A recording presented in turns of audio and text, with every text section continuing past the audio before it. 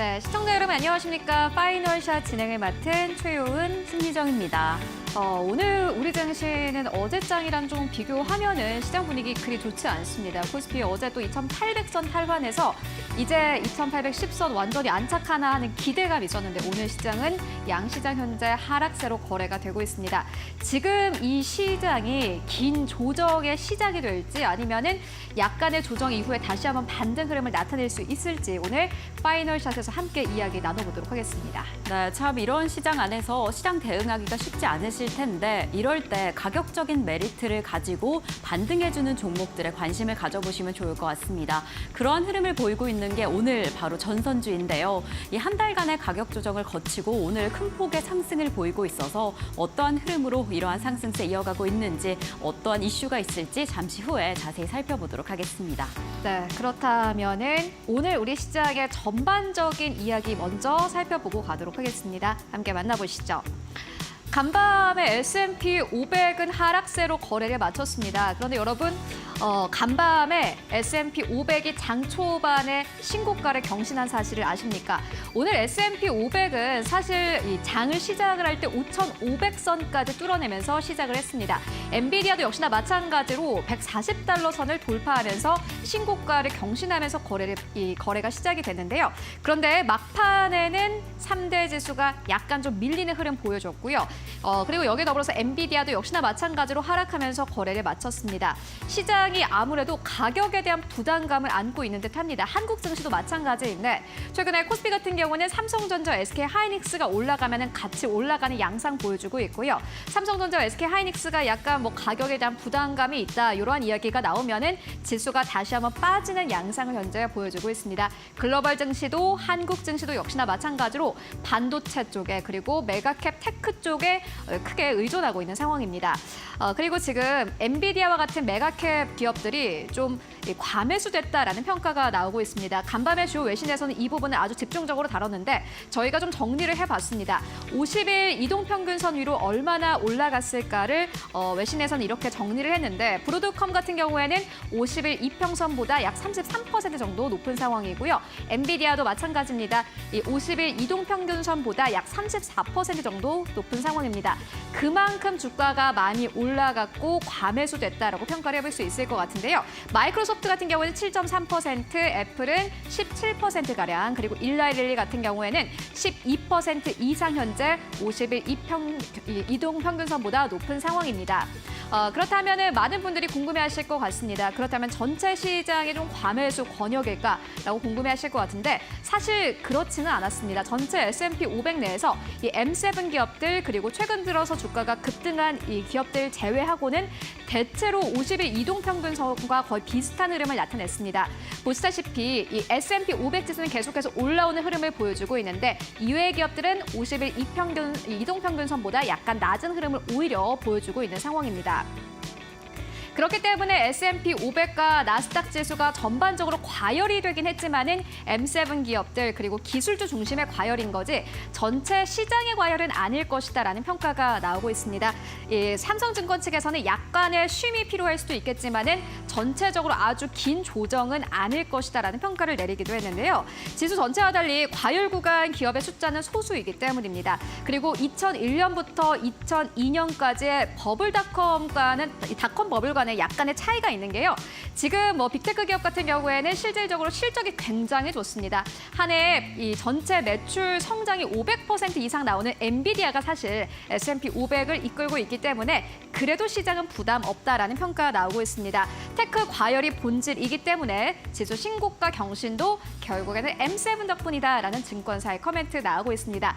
그렇기 때문에 한국 증시, 코스피도 역시나 마찬가지로 삼성전자, SK하이닉스가 실적만 받쳐주게 된다면 지금보다 조정이 길어지지는 않을 것이다라는 평가가 나오고 있습니다.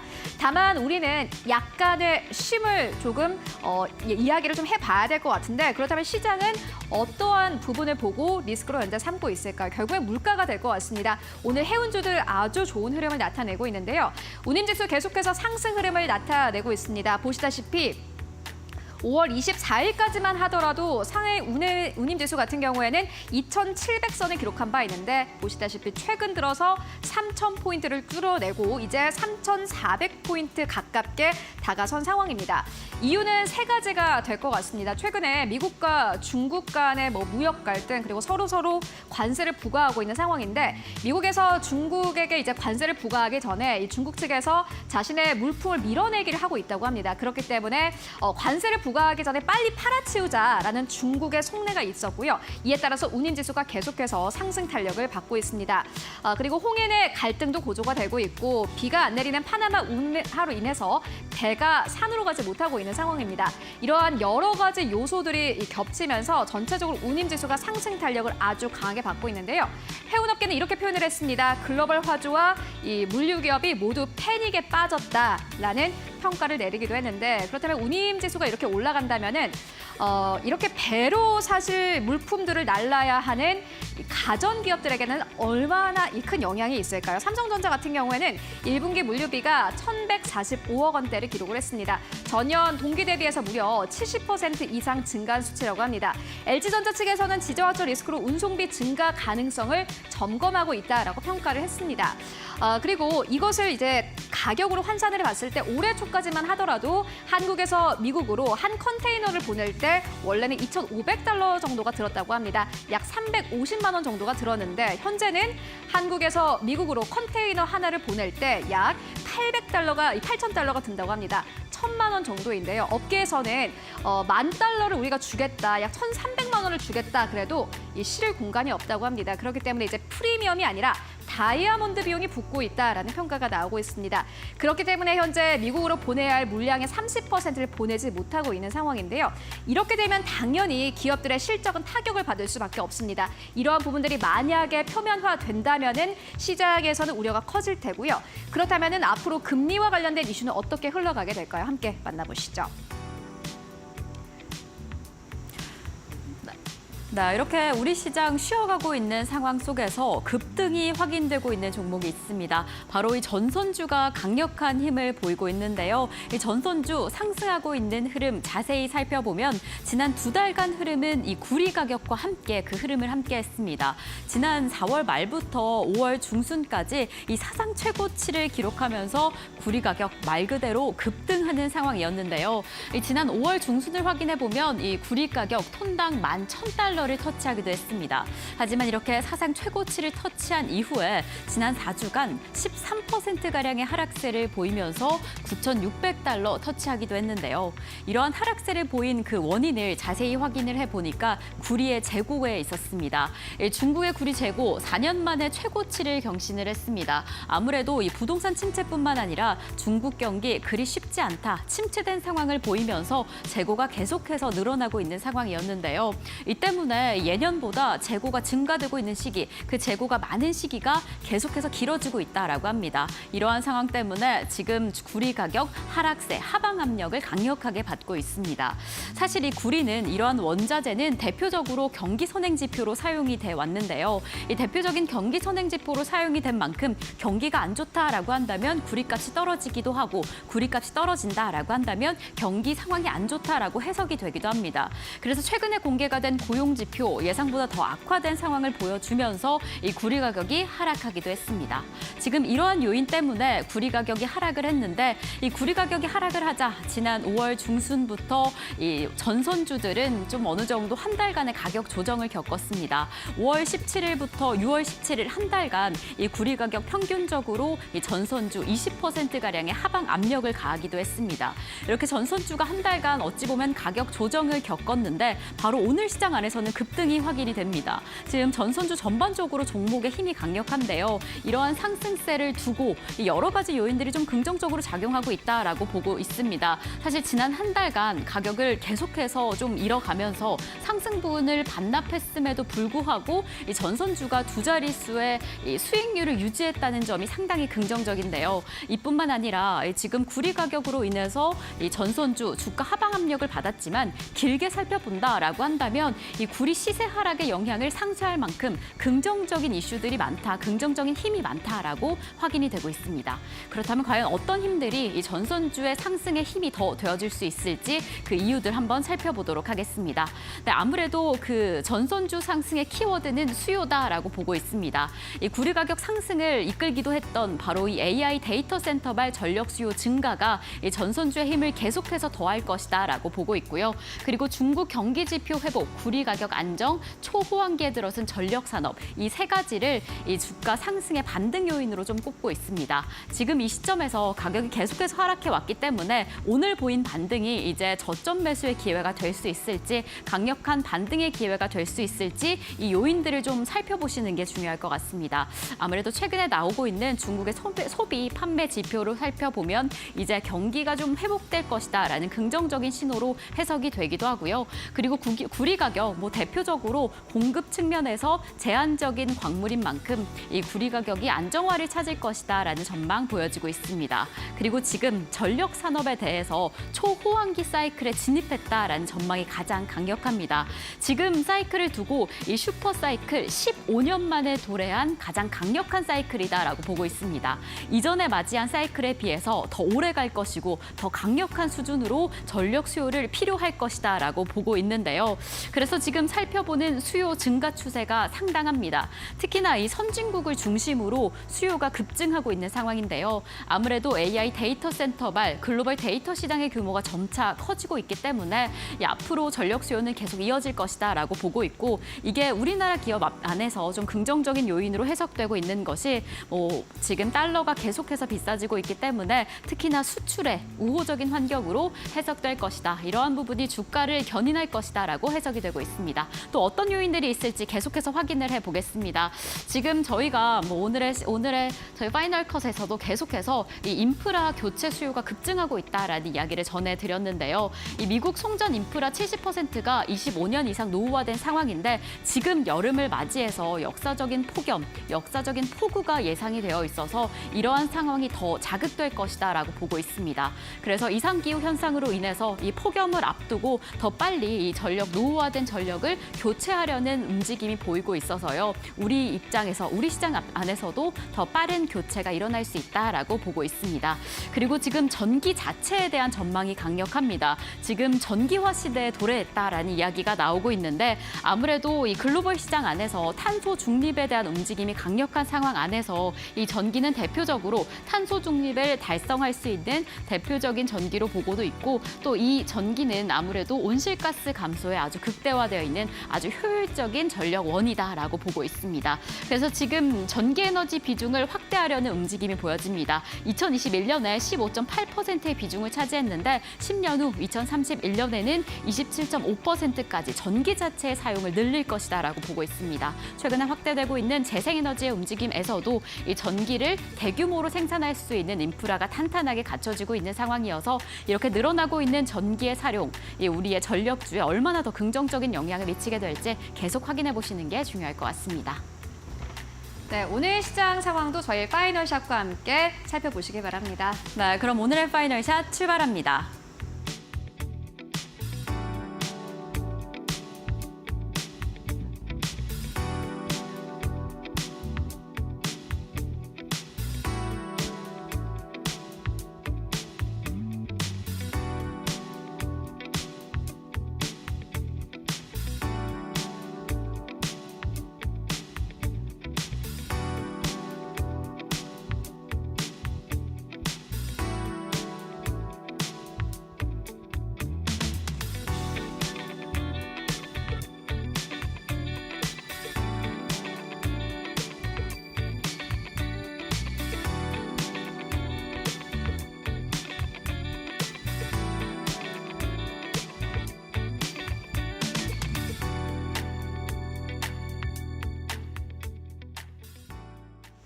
네, 오늘 시장 상황 함께 분석해 보고 가도록 하겠습니다. 오늘은 신한투자증권 부산금융센터로 가보도록 하겠습니다. 이호석 차장 연결되어 있습니다. 안녕하십니까? 네, 안녕하십니까. 이호석 차장입니다. 네, 차장님 오늘 시장은 약간의 좀 조정인 듯합니다. 오늘 시장의 상황 분위기 어떻게 보고 계십니까? 네, 우선 전일 코스피가 52주 신고가, 경신을 했었고요. 뭐 그에 따라서 고점까지 왔으니까 아무래도 좀 차익 실현 물량 나온다라고 좀 판단을 해봐야 될 것 같습니다.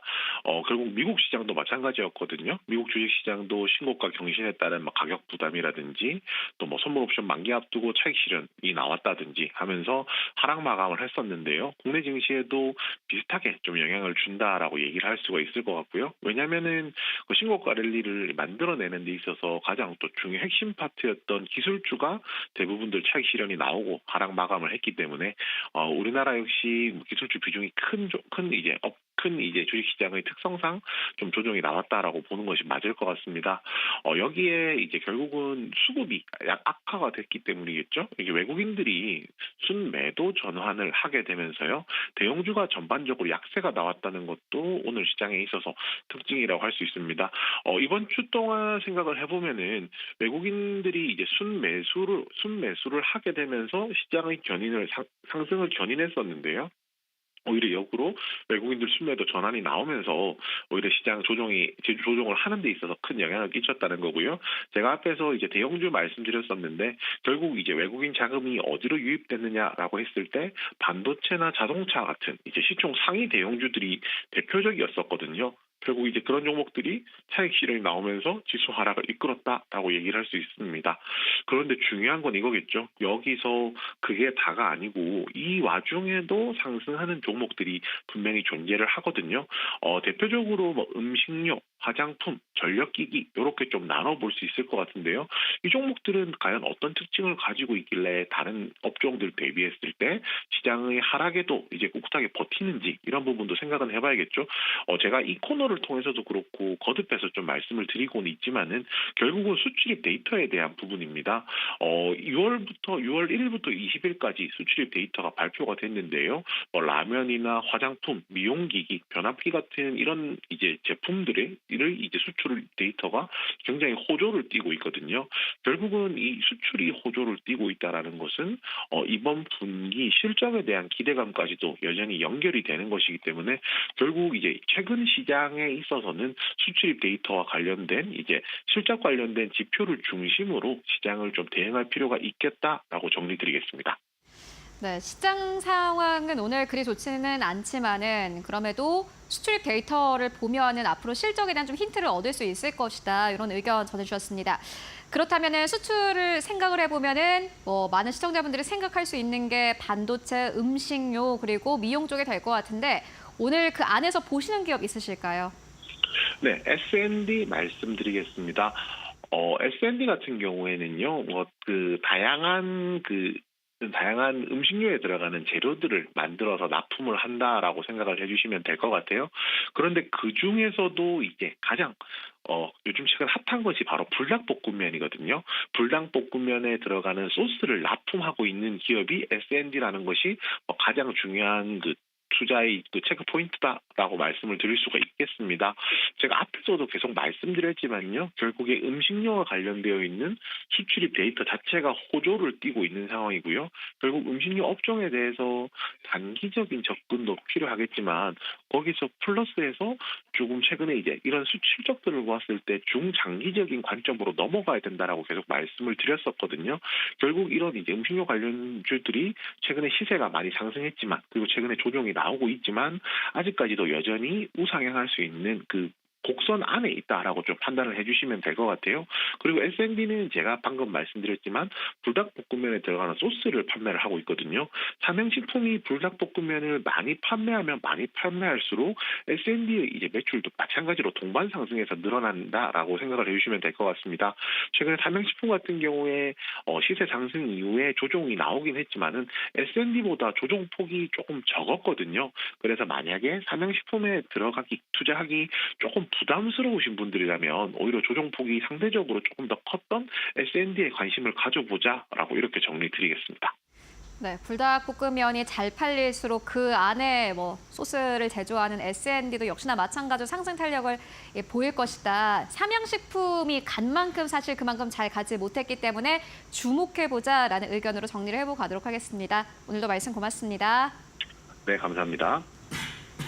네, 6월 19일 금요일 시장 오후 2시 19분 지나가고 있습니다. 네, 아무래도 어제 시장 안에서 코스피 2,800선 터치를 하면서 지수 자체에 대한 기대감을 가지고 오늘 시장을 맞이했는데 지금 상승폭을 좀 반납한 상황입니다. 양시장 모두 하락하고 있는 상황인데 지수는 어떻게 흘러가고 있을지 오후장 양시장 체크해 보도록 하겠습니다. 자, 코스피 하락폭이 좀 계속 커지고 있습니다. 0.8% 하락하면서 2,785선, 2,800선이 붕괴된 모습이고요. 코스닥은 0.7% 하락하면서 851선 지나가고 있습니다. 자, 그렇다면 코스피의 수급 동향 어떠할지 바로 체크를 해보겠습니다. 코스피 시장 안에서는 외국인과 기관 투자자 오늘은 덜어내고 있습니다. 각각 1,695억 원, 1,506억 원의 순매도세를 보이고 있고요. 개인 투자자 홀로 담아내고 있는 상황입니다. 자, 그렇다면 코스닥은 어떨까요? 코스닥 시장 안에서는 개인과 외국인 투자자 담아냅니다. 각각 632억 원, 503억 원 담아내고 있는데 개인 투자자는 어제에 이어서 오늘도 이렇게 매물을 담아내고 있고요. 기관 투자자의 매도세가 계속해서 이어집니다. 오늘로써 7거래일째 매물을 계속해서 출회하고 있는데 오늘도 1,006억 원의 지금 순매도세 보이고 있는 지금 시장의 상황입니다. 자, 이렇게 양시장 모두 하락을 하고 있습니다. 이러한 시장의 흐름 안에서 수급적인 특징은 어떻게 보여지고 있는지 수급 한마디 화면으로 먼저 만나보도록 하겠습니다.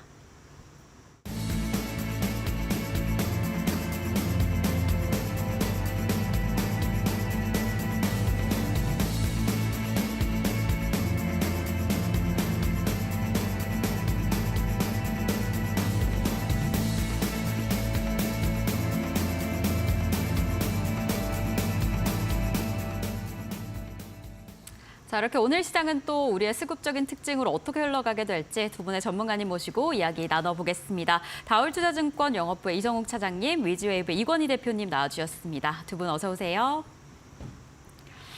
네, 어제 또 아무래도 기대감을 가지고 오늘 양시장 좀 맞이했는데 오늘 모두 하락을 하고 있습니다. 좀 숨고르기 장세가 이어지고 있는 상황이어서 이럴 때 어떻게 보면 좋을지 이야기 나눠보도록 하겠습니다. 차장님, 아무래도 지금 2,800선 다시 안착할 수 있을지 그 부분이 관심 여부일 것 같은데 어떻게 보고 계실까요? 우선 이제 다음 주면은 이제 2분기도 이제 끝나고 이제 7월 초에 그 다음 주에 이제 삼성전자 잠정 시절 발표되는데 제가 봤을 때도 이거에 대한 그 발표에 따라서 이제 안착 여부가 좀 결정나지 않을까라고 좀 생각이 좀 되고 있고요. 아직까지도 봤을 때도 지금 우리나라 시적 추정치가 이제 삼성전자, SK하이닉스 외에 다른 이제 반도체 섹터 외에는 이 시적 추정치를 올리는 부분이 좀 제한적으로 가지만 지금 현재 이제 반도체 쪽에서의 시적 추정은 계속 올라가는 추세에서 이 시장을 좀 주도하고 있다라고 좀 볼 수 있겠는데 그만큼 이제 7월 초에 삼성전자의 이 잠정 실적 발표가 그거에 대한 이제 결론을 내려주지 않을까라고 좀 판단되고 있는데요. 그렇게 된다고 한다면 2,800선 안착 여부를 는 계속 물론이고 3,000포인트까지도 바라볼 수 있다라고 좀 생각이 되고 있고 그 전까지는 어쩔 수 없이 엔비디아 쪽에서의 이 빅테크 또 기업들의 이 등락폭에 좌지우지 될 수밖에 없다라고 지금 생각이 되고 있어서 왜냐하면 이 지금 이제 수급적인 쏠림이 외국인과 기관도 이 반도체에 집중돼 있거든요. 지수만 자체적으로 봤을 때는 그렇게 판단할 수밖에 없지 않을까 이렇게 생각됩니다. 네, 간밤에 미국 증시 조금 영향 때문에 오늘 삼성전자, SK하이닉스도 하락하고 있고 이에 따라서 우리 코스피도 하락을 하고 있는 상황인데 또 잘하면 3,000선까지도 터치할 수 있다는 가능성을 봐주셨으니까 좀 길게 살펴보시면서 이 수급적인 특징까지 따라가 보시면 좋을 것 같습니다. 자, 그럼 대표님 어떻게 보고 계실까요? 이럴 때 조정 기회를 좀 잡아라라고 보고 계신가요? 그러니까 오늘 상승하는 종목들 보면 그동안 조정을 좀 잘 받은 종목들이 오히려 올라오고 있죠. 특히 이제 전력기기라든지 화장품 같은 경우도 수출입 데이터 나오면서 다시 반등이 급하게 나오고 있는데 일단 음식료도 마찬가지로 한 일주일 쉬었다가 다시 올라오죠. 삼양식품 오늘 또 불을 뿜고 있는데 그만큼 이제 이 데이터를 확인하고 올리는 그런 종목들 중심으로 해서 오늘 좀 강한 흐름을 이어가고 있고요. 그동안 좀 쉬었던 알테오젠도 오늘 급등하면서 올라오고 있는 상황을 보이고 있습니다. 반면에 주도했던 SK하이닉스가 좀 쉬면서 전반적으로 반도체 섹터들은 좀 쉬어가는 모습을 좀 보여주고 있어서 지금 지수는 좀 쉬어가고 싶어하는 것 같고요.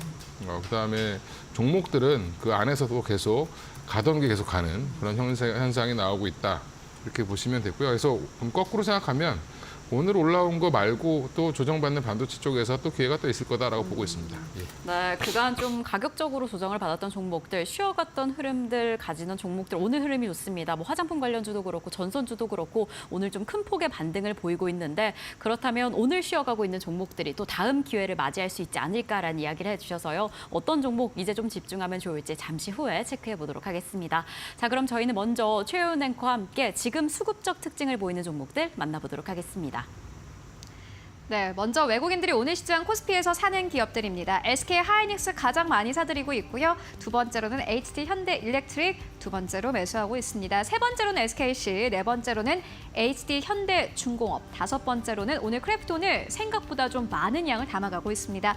매도하는 기업들 살펴보면은 어제도 급등이 나왔던 SK 이노베이션, 오늘 시장에선 차익 실현 매물들이 출회가 되고 있는데 오늘 외국인들이 가장 많이 팔아치우는 기업으로 현재 이름을 올렸고요. 두 번째로는 한화 시스템입니다. 개별적인 이슈가 있고요. 세 번째로는 셀트리오, 네 번째 네이버, 다섯 번째로는 현대차 올라와 있습니다. 코스닥 안에서의 수급 흐름도 함께 만나보시죠. 네, 오늘 코스닥 안에서는 외국인 투자자들이 실리콘투를 가장 많이 매수하고 있습니다. 두 번째로는 엔캠, 세 번째로는 에코프로, 그리고 오늘 네 번째로는 메디톡스 이름 올리고 있고요. 다섯 번째로는 PNT입니다. 외국인들 PNT는 계속해서 순매수 흐름 나타내고 있습니다. 매도하는 기업들 살펴보면은 가장 첫 번째가 JNTC고요. 두 번째가 리노공업, 세 번째가 삼천당제약, 네 번째가 원익 IPS, 그리고 다섯 번째로는 CNC 인터내셔널 올라와 있습니다. 일단 미용 안에서도 매수하는 기업이 있고 매도하는 기업도 있습니다. 그렇다면 기관 투자자들은 어떨까요? 함께 만나보시죠.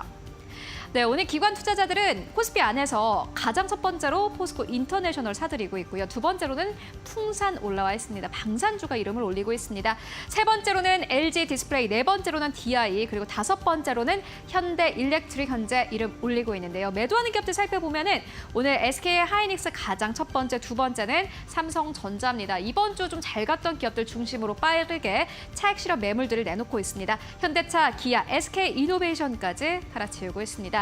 그렇다면 코스닥 안에서의 수급 흐름은 어떨까요? 함께 만나보시죠.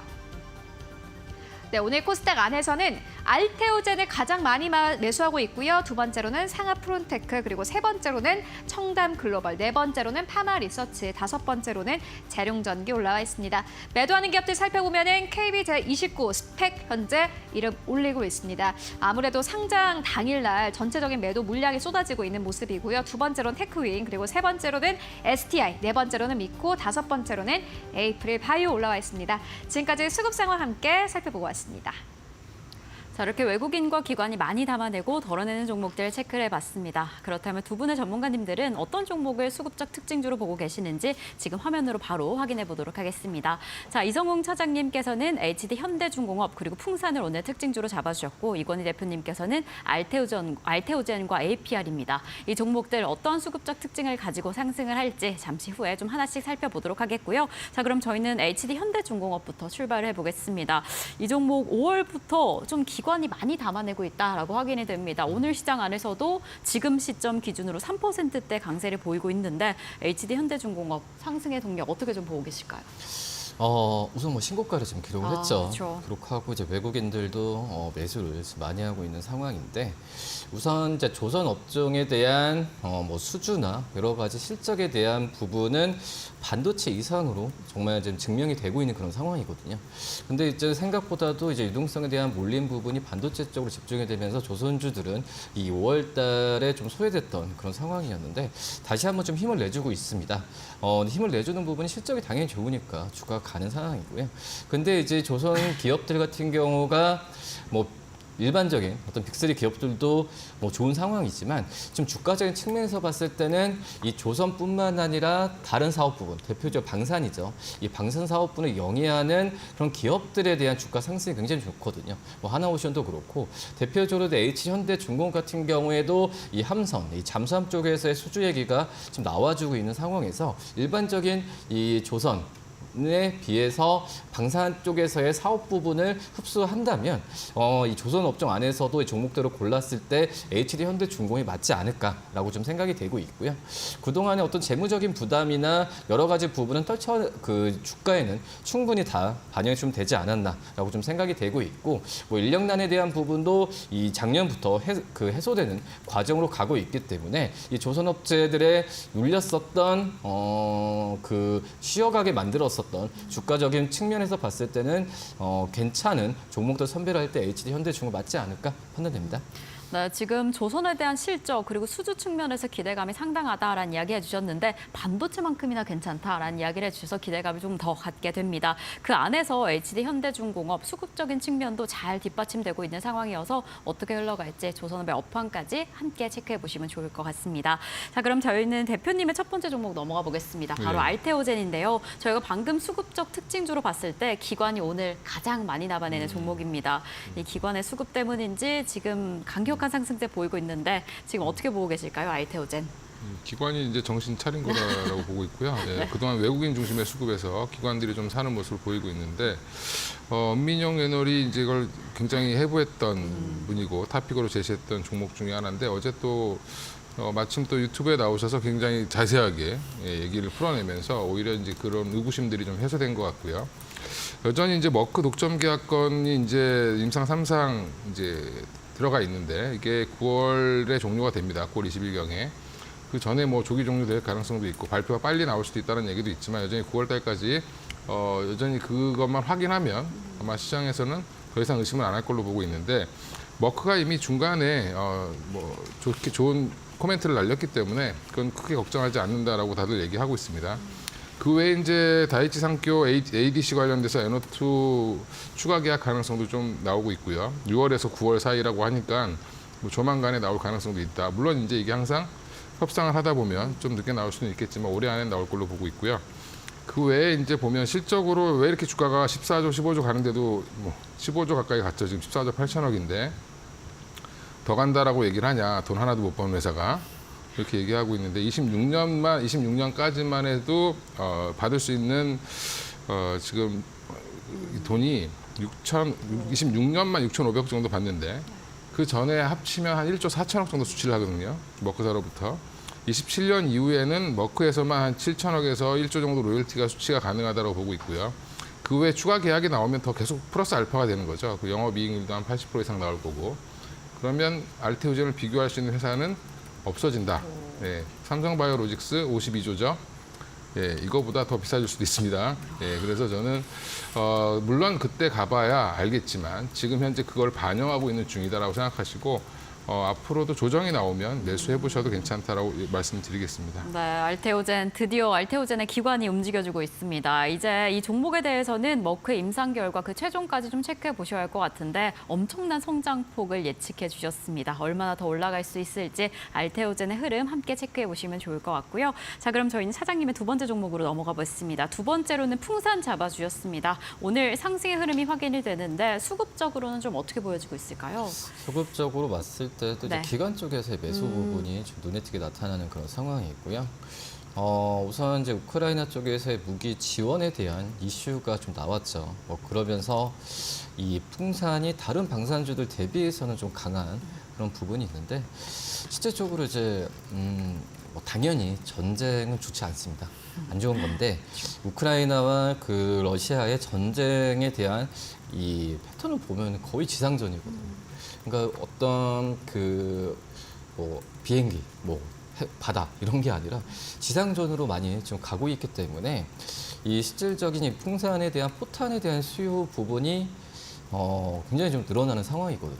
그러니까 러시아 우크라이나 쪽에서의 전쟁에 대한 부분으로 인해서 이 방산 쪽에서의 기업들이 전부 다 수혜를 받고 있는 상황이지만 실제적으로 제가 봤을 때도 이 지상전 쪽에서 봤을 때는 풍산의 이 포탄 수요가 제일 좀 좋지 않을까라고 좀 그 생각이 좀 되고 있고 여기에 지금 증명하듯이 이제 2분기 이제 시작이 다다음 주부터 된다고 했을 때 2분기 실적주에 대한 또 관심이 다시 한번 좀 높아질 가능성이 큰데 이 풍산 같은 경우에도 지금 현재 2분기 영업이익 추정치가 그 전에 1,200억 이하였지만 지금 1,200억 중반까지 올라갔거든요.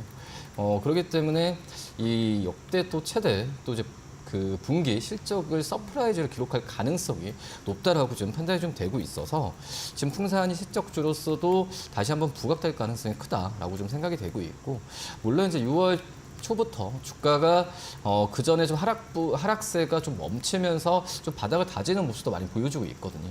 그렇기 때문에 오늘 약간의 좀 오전에 그런 그 상승폭을 지금 뭐 시장 상황이 안 받쳐주면서 좀 반납을 하긴 했지만, 제가 봤을 때는 오히려 지금 오전에 7만 원대 올라갔을 때보다는 6만 원 초반 떨어졌을 때 매수하는 관점이 좀 괜찮지 않을까라고 좀 생각이 되고 있고요. 그리고 역시 풍산은 뭐 포탄 방산 얘기하지만은 어떤 신동 쪽이 가장 사업 부분에 업력이 제일 오래됐잖아요. 뭐 구리 가격 상승에 대한 부분에 있어서 이 풍산의 이 신동 제품에 대한 ASP도 당연히 올라가는 그런 상황인데, 그렇기 때문에 뭐 본업과 이 방산 쪽에서의 두 가지 쪽에서의 실적에 대한 기대감이 굉장히 좀 커지는 상황이지만 주가가 5월 중순부터 떨어졌거든요. 뭐 그리고 이제 이렇게 기술적 반등이 됐을 때 매수하는 관점도 나쁘지 않다 판단됩니다. 네, 지금 풍산이 전선 관련주로도 방산 관련주로도 힘을 잘 받고 있습니다. 지금 지정학적 갈등, 이 전쟁이 예상보다 더 오래 가면서 이 상황은 좀 안타깝지만 방산업계에는 이렇게 힘이 돼주고 있습니다. 오늘 해당 이슈로 좀 움직이고 있기도 하고, 또 구리 가격 관련해서도 실적 측면에서 좀 기대가 된다라고 이야기를 해주셨습니다. 어떻게 더 힘을 받을 수 있을지 수급 측면에서 계속 체크해 보시는 게 중요할 것 같습니다. 자, 그럼 저희는 대표님의 두 번째 종목 APR로 넘어가 보겠습니다. 네. 아까 오늘 움직이고 있는 섹터 가운데 화장품 꼽아 주셨는데 역시나 APR도 그 미용기기 관련주로 오늘 좀 강력한 상승세 보이고 있습니다. 어떻게 보고 계시나요? 일단 뭐 어제 네. 그저께 이틀 빠진 게 어떻게 그렇죠. 보면은 행운인데, 예, 어제도 뭐 제가 모 프로그램에 나와 사야 된다라고 말씀드렸는데. 일단 APR은 뭐 걱정 안 하고 당분간 사셔도 될 것 같다. 뭐 경쟁 제품이 많다. 뭐 뷰티 기기가 어쩌고저쩌고 얘기 말씀들 하시는데 안 써본 분들이 얘기하는 거고요. 예, 이쪽에 일단 후기가 좋고 판매 추이가 일단 유행을 탔다는 게 굉장히 중요한 거죠. 그리고 지금 판매 단가를 30만 원대, 40만 원대도 올렸음에도 불구하고 지금 신제품들이 잘 팔리고 있고요. 또 이제 공장도 평택 2공장을 이제 완공을 하면서 5월부터 본격적으로 지금 수출 동력에 드라이브를 걸고 있다. 수출에 드라이브를 걸고 있기 때문에 앞으로 실적은 계속 꾸준히 좋아질 수밖에 없다라고 보고 있고, 800만 대, 연간 800만 대까지 생산이 가능하다고 하니까 그냥 40만 원 곱하기 뭐 35만 원 곱하기 800만 대 해보시면 대충 매출 나오겠죠. 예, 그 신제품 울트라 튠 같은 경우는 앱으로만 일단 모두 변환이 가능하기 때문에 회원 가입 다 하셔야 됩니다. 기기만 사면 안 되고.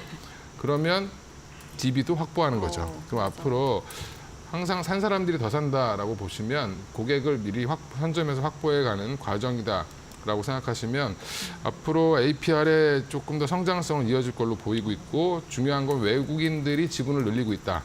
지금 한 7%까지 늘려놨는데 앞으로 향후 외국인들의 수급이 어떻게 되는지 좀 더 확인해 보실 필요가 있을 것 같고요. 마지막으로 핵심 키포인트는 지금 제일 잘 나가는 화장품 유통회사가 실리콘2죠. 예, 오늘도 급락하다가 빠지다가 갑자기 급등했는데 수출 데이터 나오자마자. 향후 실리콘2와의 협업을 지금 하기로 지금 되어 있어서 실리콘2가 나가 있는 세계 그 판매 거점에 같이 진출한다는 점도 가장 긍정적이다라고 보고 있습니다.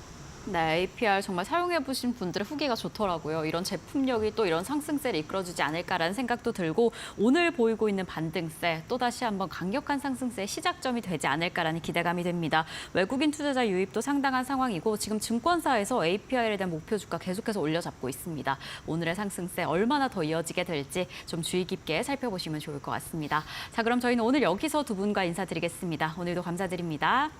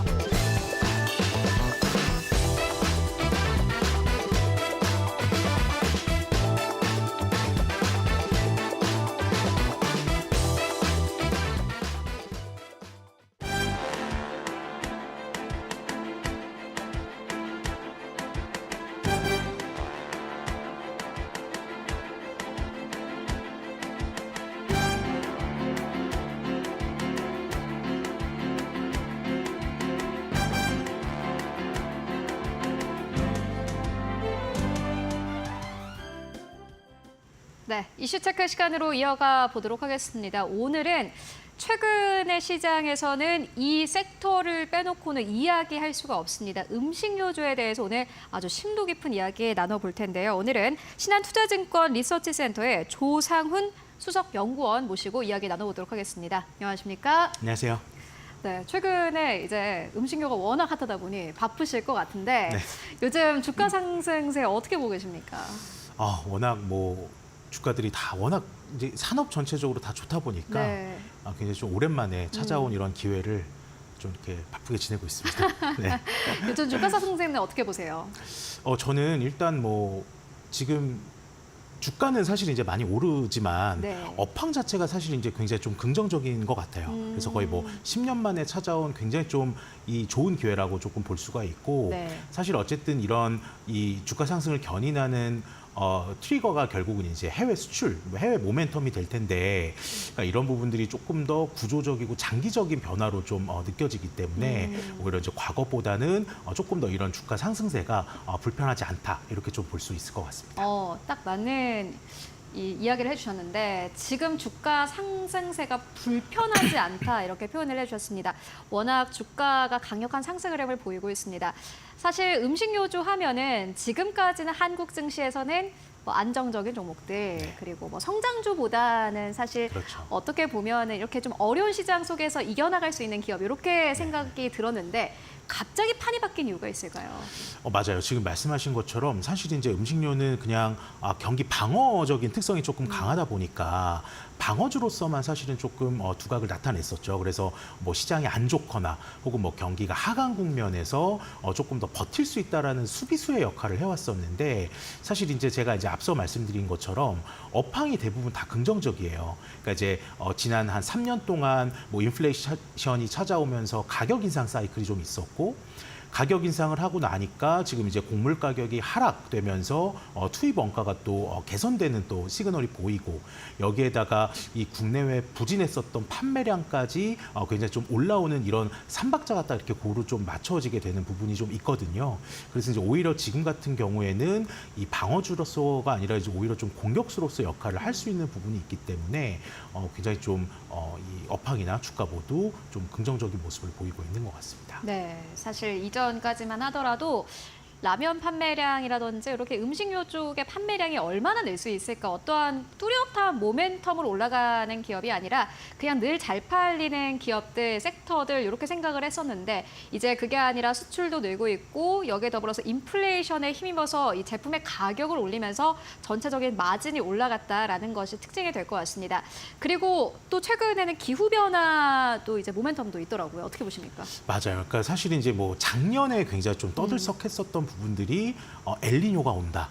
특히나 이제 뭐 슈퍼 엘니뇨가 온다. 이제 이런 부분이었었고요. 사실 이제 그런 부분들이 올해까지 좀 지속되죠.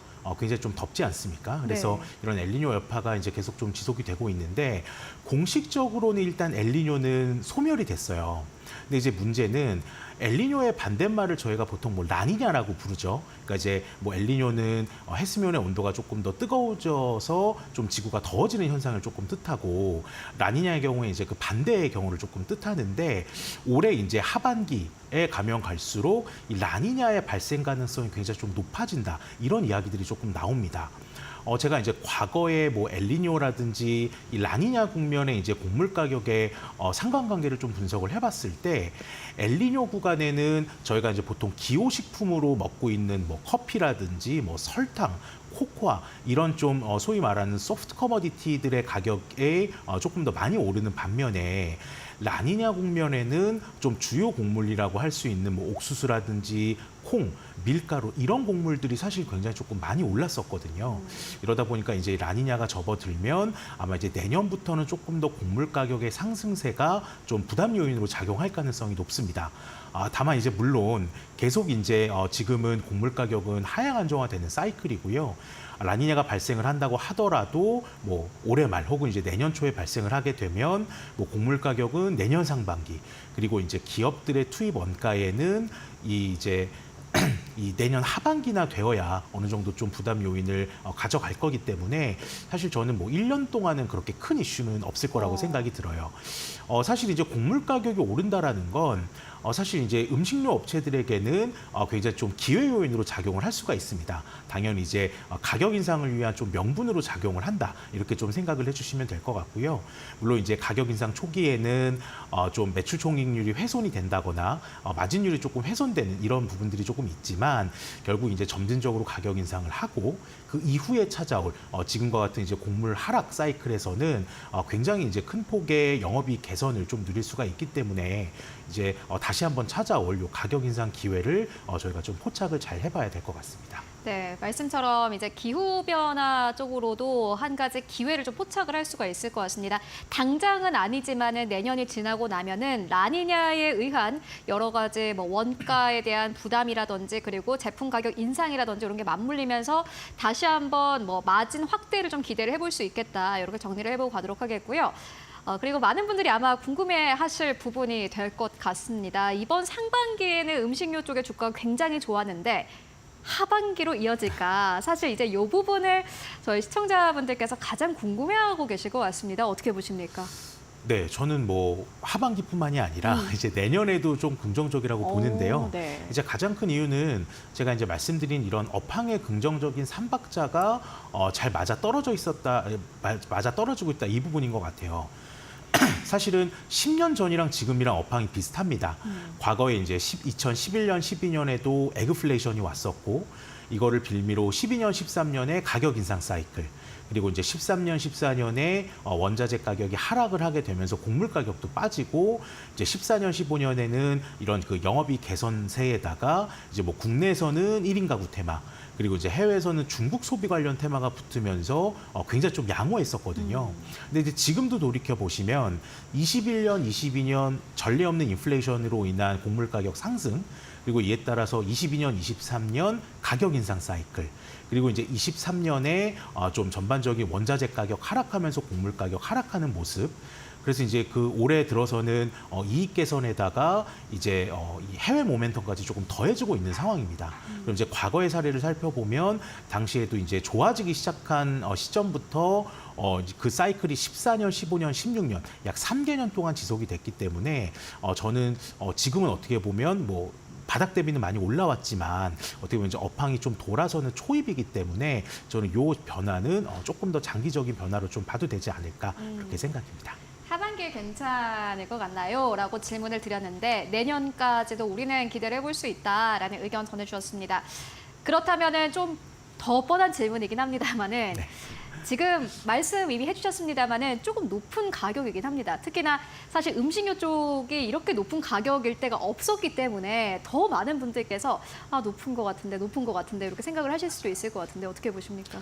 맞아요. 사실은 뭐 연초 대비 많이 올라오긴 했어요. 물론 뭐 실적들도 사실 이제 같이 조금 올라왔다 보니까 뭐 밸류에이션에 대한 부담이라든지 이런 부분들이 뭐 아직은 그렇게 뭐 크게 나타나고 있지는 않아요. 물론 장기적으로 놓고 보면 사실은 좀 괜찮다고 보는데 사실 이제 바닥 대비 올라온 거는 맞고 그럼 이제부터는 결국은 뭐 뻔한 이야기이긴 하지만 이런 테마성보다는 이제 실적에 조금 더 저희가 좀 눈여겨봐야 되는 포인트들이 좀 생길 것 같아요. 그러니까 지금은 뭐 정말 뭐 조금의 어떤 모멘텀이라도 다 지금 끌어올린 상황이기 때문에 이제는 정말 이 실적에 의해서 조금 이렇게 판가름이 나지 않을까 이렇게 조금 생각이 들고 이제 여기서 드리고 싶은 말씀은 사실 이제 1분기 실적들이 굉장히 좋았고 이 좋은 부분들의 가장 큰 원인은 결국 이제 수출이 굉장히 잘 나왔기 그렇죠. 때문이지 않습니까? 근데 이제 1분기에 전년 대비 이제 YOY 수출의 어떤 그 증가폭보다 지금 이제 4월, 5월 그리고 이제 오늘 어떻게 보면 이제 20일까지의 수출 잠정치 데이터가 나오지 않았습니까? 네. 4월, 5월 그리고 6월 20일까지의 데이터의 증가폭이 훨씬 더 가팔라요. 그러면 1분기보다도 2분기에 조금 더 이제 유의미한 매출 성장세를 좀 저희가 기대를 해봐도 된다라는 뜻이고요. 이렇게 되면 사실 이제 2분기에도 굉장히 좀 편안한 그런 실적 환경이 좀 마련이 되면서 요 랠리는 좀 이어지지 않을까라고 생각을 하고 있습니다. 네, 지금 딱 이제 주가만 봤을 때는 비싸다라고 생각을 하시는 분들도 계실 수 있을 것 같습니다. 지금까지는 테마 쪽 그리고 뭐 한 가지 모멘텀이 있으면은 그 모멘텀으로 주가가 아주 강력하게 슈팅이 나왔는데 지금부터는 실적을 잘 보는 게 좋겠다라는 의견 전해주셨습니다. 그렇다면은 실적적인 측면을 봤을 때 뭐 지금 이야기 나오는 게 이제 삼양식품도 최근 들어서는 뭐 실적에 대한 기대감 높고 이외에도 기업들도 많을 것 같은데 어떤 기업들을 좀 보고 계십니까? 저는 역시 뭐 지금으로서는 어쨌든 해외 매출 비중이 높은 기업들이 확실히 사업을 지금 잘하고 있는 것 같아요. 그래서 단연 뭐 이 불닭볶음면을 필두로 한 삼양식품이 굉장히 좀 잘하고는 있지만 사실 이제 농심 같은 경우도 사실 실적은 괜찮아요. 특히나 하반기가 되면 뭐 이제 공장이 이제 뭐 선제적으로 조금 더 올라온다든지 아니면 이제 전년에 좀 부진했었던 기저 효과를 누릴 수 있다든지 그러니까 이런 부분들 때문에 저는 이제 농심의 업사이드도 굉장히 조금 높게 보는 편이다. 이렇게 좀 말씀드릴 수가 있을 것 같고요. 사실 이제 이 외에도 뭐 제일제당 같은 경우는 이제 임 역시나 이제 굉장히 좀 높은 해외 매출 비중을 조금 가지고 있고 여기에다가 이제 이 회사는 뭐 판매량의 어떤 그 회복뿐만이 아니라 투입 원가에 대한 하락 측면이라든지 아니면 이제 이 회사는 식품 이외에 또 바이오 사업을 하고 있는데 이 바이오 시황이 이제 중국에서 굉장히 조금 좋아지고 있는 상황이거든요. 그래서 물론 이제 코로나 시기만큼은 아니겠지만 그래도 이제 바닥 대비 좀 회복을 보고 있는 측면 때문에 좀 지금까지 피해를 봤었던 사업부들이 좀 턴어라운드가 되는 이런 모습들도 조금 긍정적으로 보이더라고요. 그래서 이제 그런 것까지 감안하면 저는 일단 뭐 제일제당하고 농심 이렇게 이제 이 두 기업이 좀 삼양식품의 좀 바통을 이어갈 종목으로 그 상승세가 좀 이어지지 않을까 그렇게 좀 생각이 들고 있습니다. 네, 음식료 쪽으로 아주 또 귀에 쏙쏙 들리게 잘 설명을 해주셨는데 특히나 그 가운데서 실적이 늘어나는 기업, 그 가운데서도 또 수출 쪽의 데이터가 좋은 기업들을 살펴봐야 된다. 그것은 농심과 CJ 제일제당이 될 것이다 라는 의견 듣고 왔습니다. 지금까지 조상훈 수석연구원과 함께 이야기 나눠봤습니다. 말씀 고맙습니다. 감사합니다.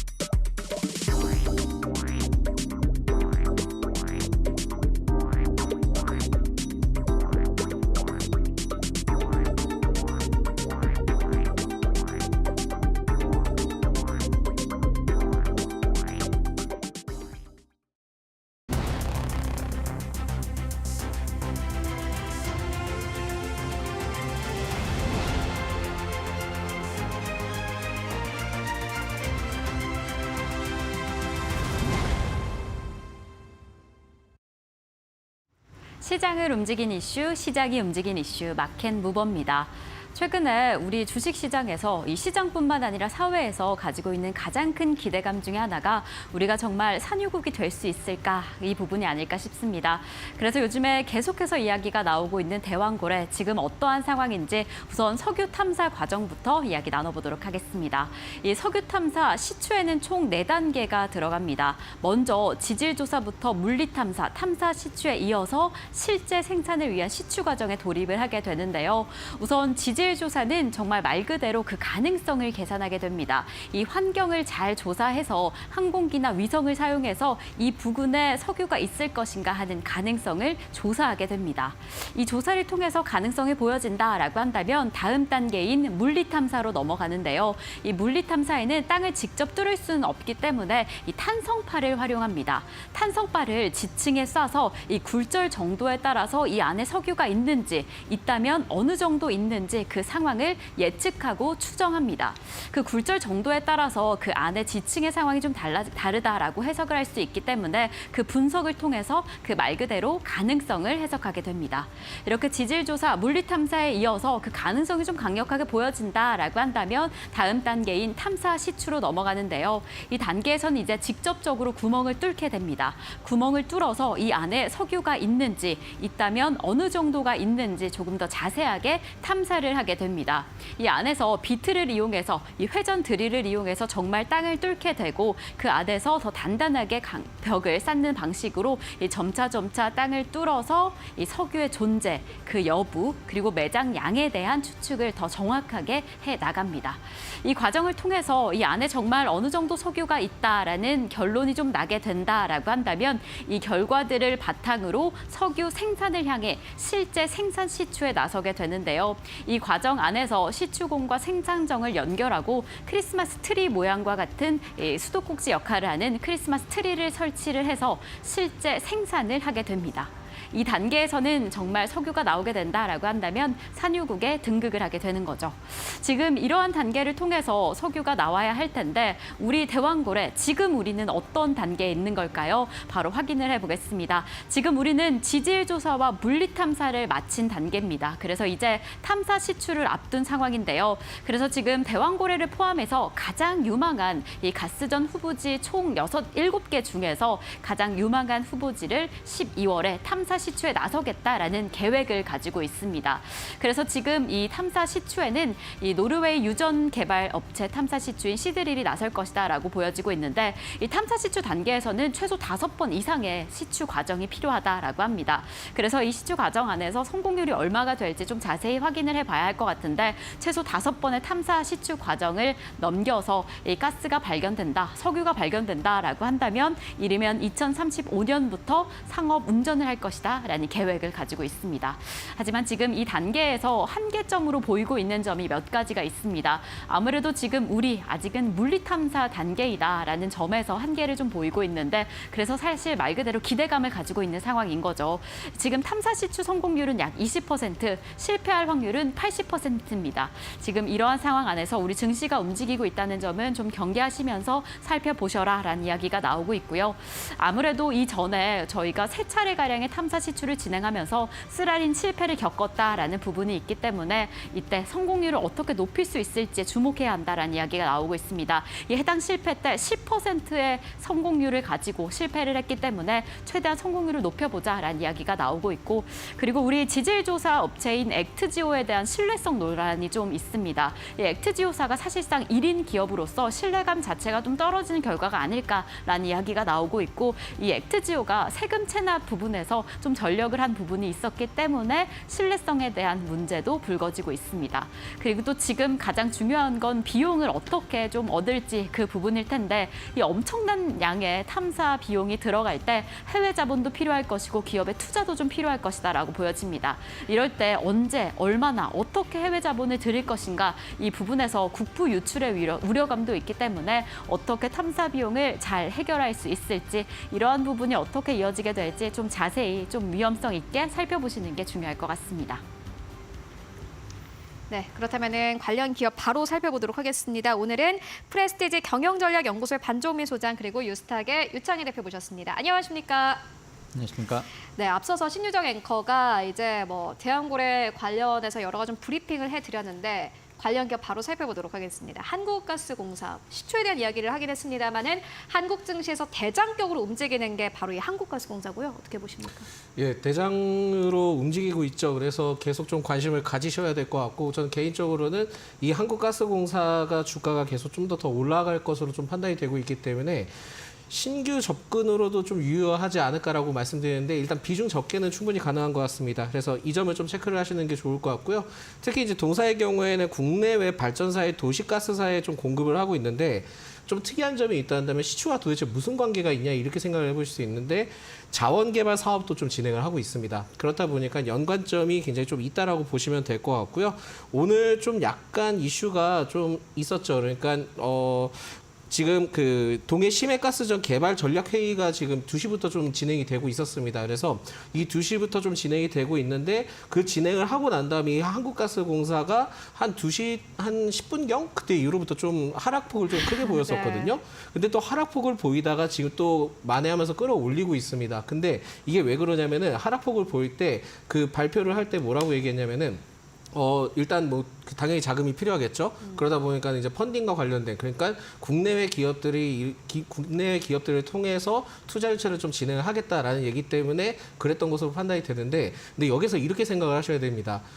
오늘 좀 참여를 했던 기업들을 살펴봤을 때 포스코 인터내셔널이 있었고요. 한국가스공사가 있었습니다. 그렇기 때문에 결국 이 기업들이 추후에는 어떻게 보면 펀딩을 좀 진행을 할 수 있지 않을까라고 볼 수 있어서 이 점에 대해서는 좀 더 긍정적으로 좀 보고 있다라는 말씀드리겠고요. 결국은 또 이벤트가 있습니다. 그러니까 7월 달에 이제 구체적인 내용들이 좀 나올 거고 어디 뚫을 건지 이제 나올 건데 그 이후로부터 12월 달에 또 내용들이 있기 때문에 아직까지 이 한국가스공사에 대한 분위기는 계속 좀 연출이 될 수 있다는 점도 같이 보시면 더 좋을 것 같고 해외 자본 투입 가능성도 저는 굉장히 또 높을 것으로 보이기 때문에 아직까지는 뭐 끝난 것은 아니다라는 말씀 드릴 수 있을 것 같고요. 정부의 의지가 좀 확고한 것 같습니다. 그렇기 때문에 시추 가능성은 굉장히 높습니다. 그렇다 보니까 이슈는 계속될 것이다 라는 말씀 드릴 수 있을 것 같고요. 기업적인 특징을 좀 살펴본다 하면은 이게 또 저PBR주로 또 관련이 엮여져 있습니다. 근데 네. 뭐 밸류에이션에 대해서도 리레이팅을 해야 된다라는 내용이 있는데 물론 이제 저PBR은 맞습니다만 그 어떻게 보면은 그 부채 비율이 좀 어느 정도 크다 보니까 여기 이 부분들이 좀 해결해야 되는 부분들이 있을 것 같은데 지금 뭐 가스 요금에 대해서 인상 얘기가 좀 나와주고 있기 때문에 만약에 지금 여름 시즌 때 이렇게 인상을 하게 된다 하면은 실제 이게 티가 많이 나진 않거든요. 그러니까 겨울 때는 이제 그 관리비든 뭐든 그때 이제 티가 많이 나는 상황인데 지금 올리게 된다 하면은 왠지 모르게 좀 분위기가 뭐 조용하게 넘어갈 수 있다는 점도 좀 체크를 하셔야 되는데 결국 그렇게 된다 가스 요금을 인상하게 된다 한다면 미수금이 좀 어느 정도는 만회가 될 수 있기 때문에 이 점을 좀 지켜보시면 될 것 같고 심지어는 이제 동사의 경우에는 MSCI 편입 기대감이 또 있습니다. 보니까 증권가에서는 이걸 가장 크게 보더라고요. 예, 그렇습니다. 그래서 그 수급적인 요인들을 봤을 때도 이러한 그 매수세가 몰리는 것은 결국은 MSCI 편입에 따른 기대감이 좀 상당한데 이게 아마 8월 달에 그 편입이 될 가능성이 매우 좀 높다라고 좀 들려오고 있기 시총이 때문에 그만큼 커졌기 때문에 그죠? 그렇죠. 그 5만 원 아래 때인가 4만 원 아래 때는 그때 당시 때는 이 가격만 유지를 하면은 편입이 될 것이다라는 얘기가 있었는데 네. 지금은 떨어질 기미가 좀 보이지 않다 보니까 이 점을 좀 참고를 하셔야 될 것 같고 신규 접근으로는 지금도 가능한 시점이다라는 말씀드리겠습니다. 결국에는 사실 이제 정책 테마주기 때문에 어떠한 연관성이라든지 이런 거를 저희가 사실 따져보기에는 어떻게 보면 좀 부담인 것 같고요. 결국에는 말씀처럼 이벤트 플레이를 해야 되는 건데 지금 매수가 가능하다면은 상단은 어느 정도로 보고 계신 걸까요? 상단이 지금 최고가 기준이 64,500원이잖아요. 제가 개인적으로 봤을 때는 75,000원까지도 가능해 보이는 시점이다라고 생각이 드는데 PBR이나 이런 것까지 따졌을 때는 사실상 10만 원까지는 가야 되는 게 맞다라고 생각이 들고 있고 아직까지 좀 상방이 더 열려 있다는 점 체크를 하셔야 될 것 같고요. 국민으로서 저는 좀 그 가스가 성공을 했으면 좋겠다는 그죠. 말씀을 드립니다. 저희 국민으로서는 당연히 응원을 하는 부분인데 주가적으로 봤을 때는 아마 많은 분들이 지금 좀 어떻게 보면은 두려움을 가지고 계실 것 같기도 합니다. 다만 앞으로도 정책 모멘텀은 계속될 것이기 때문에 75,000원대까지는 보는 것이 좋겠다라는 의견으로 정리를 해보고 가도록 하겠습니다. 이 기업은 연말에 다시 한번 복귀해보면은 좋을 것 같습니다. 두 번째 기업 만나보도록 하겠습니다. APR인데 유창희 대표님께서 가지고 오셨습니다. 오늘 보니까는 주가가 아주 잘 가고 있는데 네. 어떻게 보고 계십니까?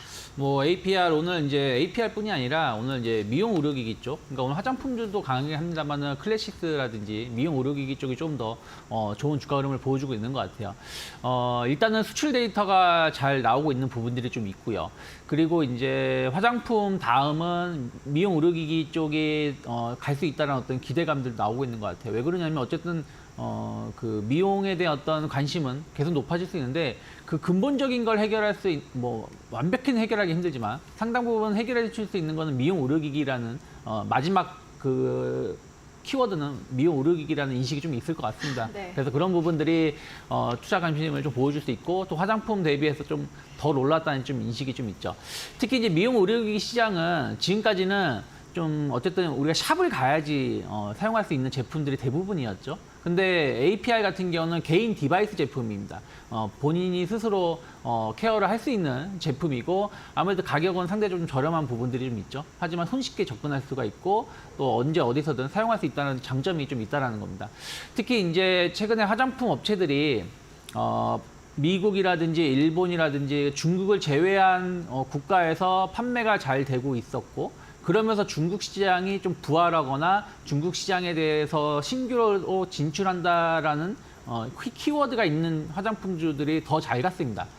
중국만 잘했었던 기업들은 오히려 상승을 했지만 상승을 많이 하지 못했었던 것처럼 중국의 새로운 키워드가 되고 있는데 APR 같은 경우는 다른 기업들은 중국에 철수를 했을 때 한 2022년부터 중국 시장에 꽤 공을 들였고요. 지금 뭐 우리가 요즘에 이제 그런 거 많이 까먹었죠. 광군절, 뭐 6.18, 네. 요즘에 거의 뭐 이제 시장에 얘기하지 않는데. 그래도 최근에 좀 약간 핫했어요. 네, 근데 최근에 6.18 그 큰 행사가 있습니다. 중국에서는 그때 그 쇼핑을 좀 장려하는데 그때 이제 홈쇼핑 그 제품이 이제 APR 제품이 나와가지고 상당히 히트를 쳤다고 합니다.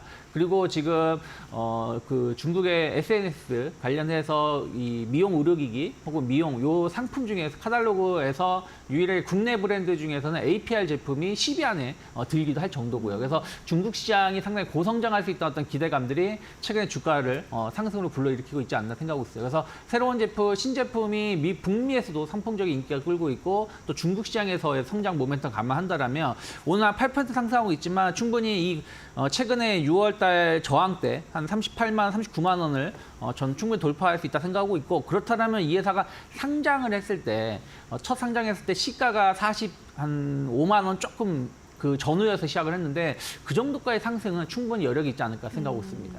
사실 APR의 성장성은 아마 많은 분들이 알고 계실 거고 그렇다면 주가가 어느 정도 갈까 하고 고민하시는 분들 많을 것 같은데 유창희 대표님께서는 상장 당일에 올라갔었던 45만 원대까지는 충분히 가지 않겠느냐라는 의견 전해주셨습니다. 함께 참고해 보시면 좋을 것 같고요.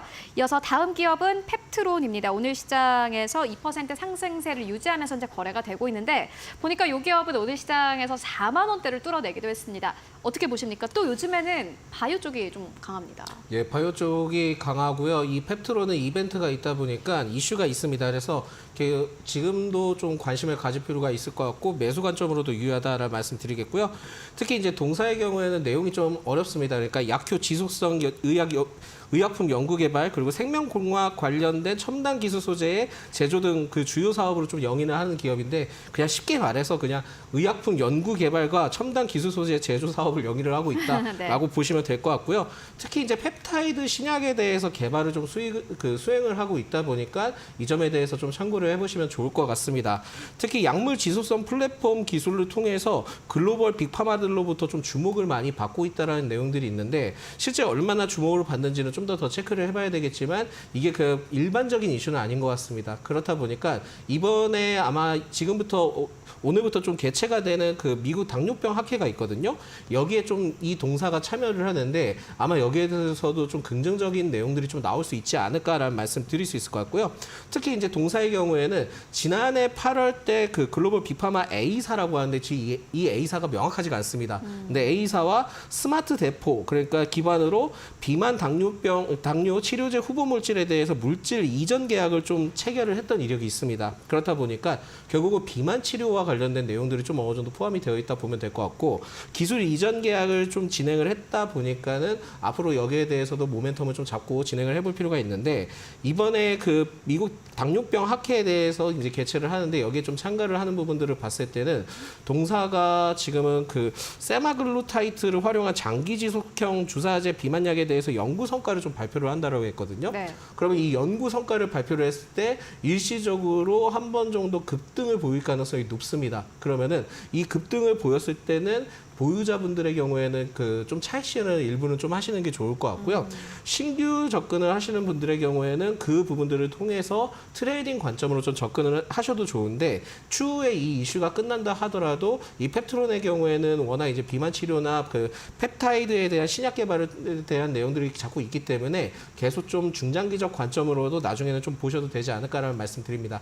그렇지만 지금 요즘은 시장이 변동성이 워낙 심하다 보니까 단기적으로도 지금은 접근이 가능한 시점이기 때문에 지금도 가능하다라는 말씀드립니다.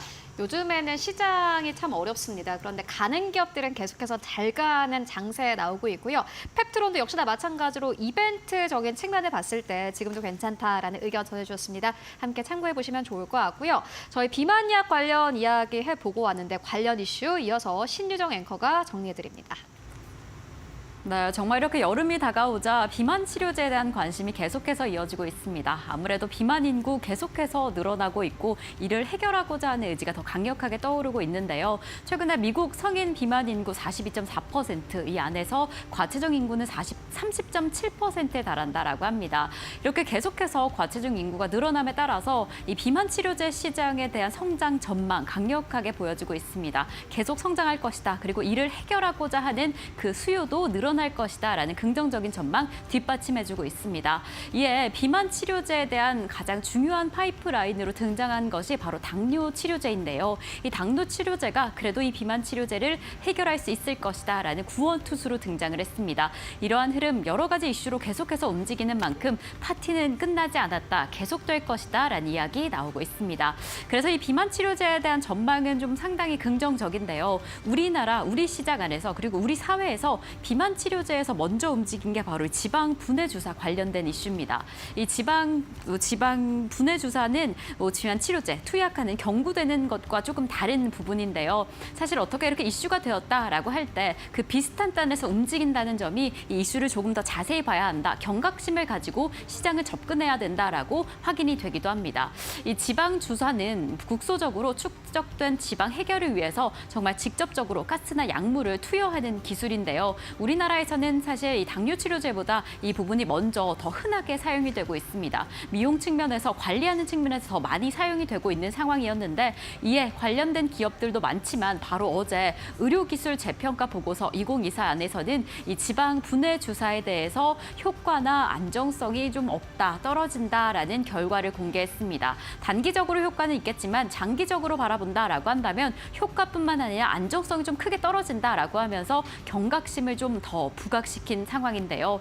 그래서 지금 이 지방 분해 주사 관련해서 어떻게 살펴봐야 하는지 해당 기업들이 지금 계속해서 반박 기사를 내놓고 있습니다. 지금 우리나라 최초의 지방 분해 주사는 바로 대웅제약의 비올렛이고 LG화학이 벨라콜린이라는 주사제로 이 시장 진출을 한 상황인데 지금 이렇게 효과가 없다라는 보고서가 나온 이후에 이 식약처 허가는 그럼 어떻게 된 거냐라는 반박 기사를 내놓은 상황입니다. 그래서 지금 조금 다른 상황이다, 더 자세히 봐야 하는 부분은 지방 분해 주사는 여러 가지 지방 분해 유효 성분을 투약하는 부분을 말하는 거고 이 비올렛이나 벨라콜린이 가지고 있는 DCA 단일제는 정말 단일 주사이기 때문에 이거는 또 효과가 있다라는 추가 기사가 계속해서 나오고 있습니다. 그래서 이 부분에서 정말 신중하게 이 기술력을 파악하고 시장 접근을 좀 조심히 해야 한다라는 부분이 확인이 되는데 아무래도 최근에 오젬픽이 위조품까지 확인이 되면서 지금 투약하는 입장에서 위험성도 좀 발생이 되고 있습니다. 시장 접근 측면뿐만 아니라 그 안정성도 좀 신중하게 살펴보시면서 이 지방 분해 주사뿐만 아니라 비만 치료제 시장 접근해야 되지 않을까라는 생각이 듭니다. 네, 이어서 바로 다음 기업 만나보도록 하겠습니다. 다음 기업은 디아입니다. 9% 넘게 상승을 나타내고 있는데 유창희 대표님께서 가지고 오셨습니다. 이 기업은 어제도 잘 가고 오늘도 잘 가고 네. 아, 이런 기업을 잡았어야 되는데 어떻게 보십니까?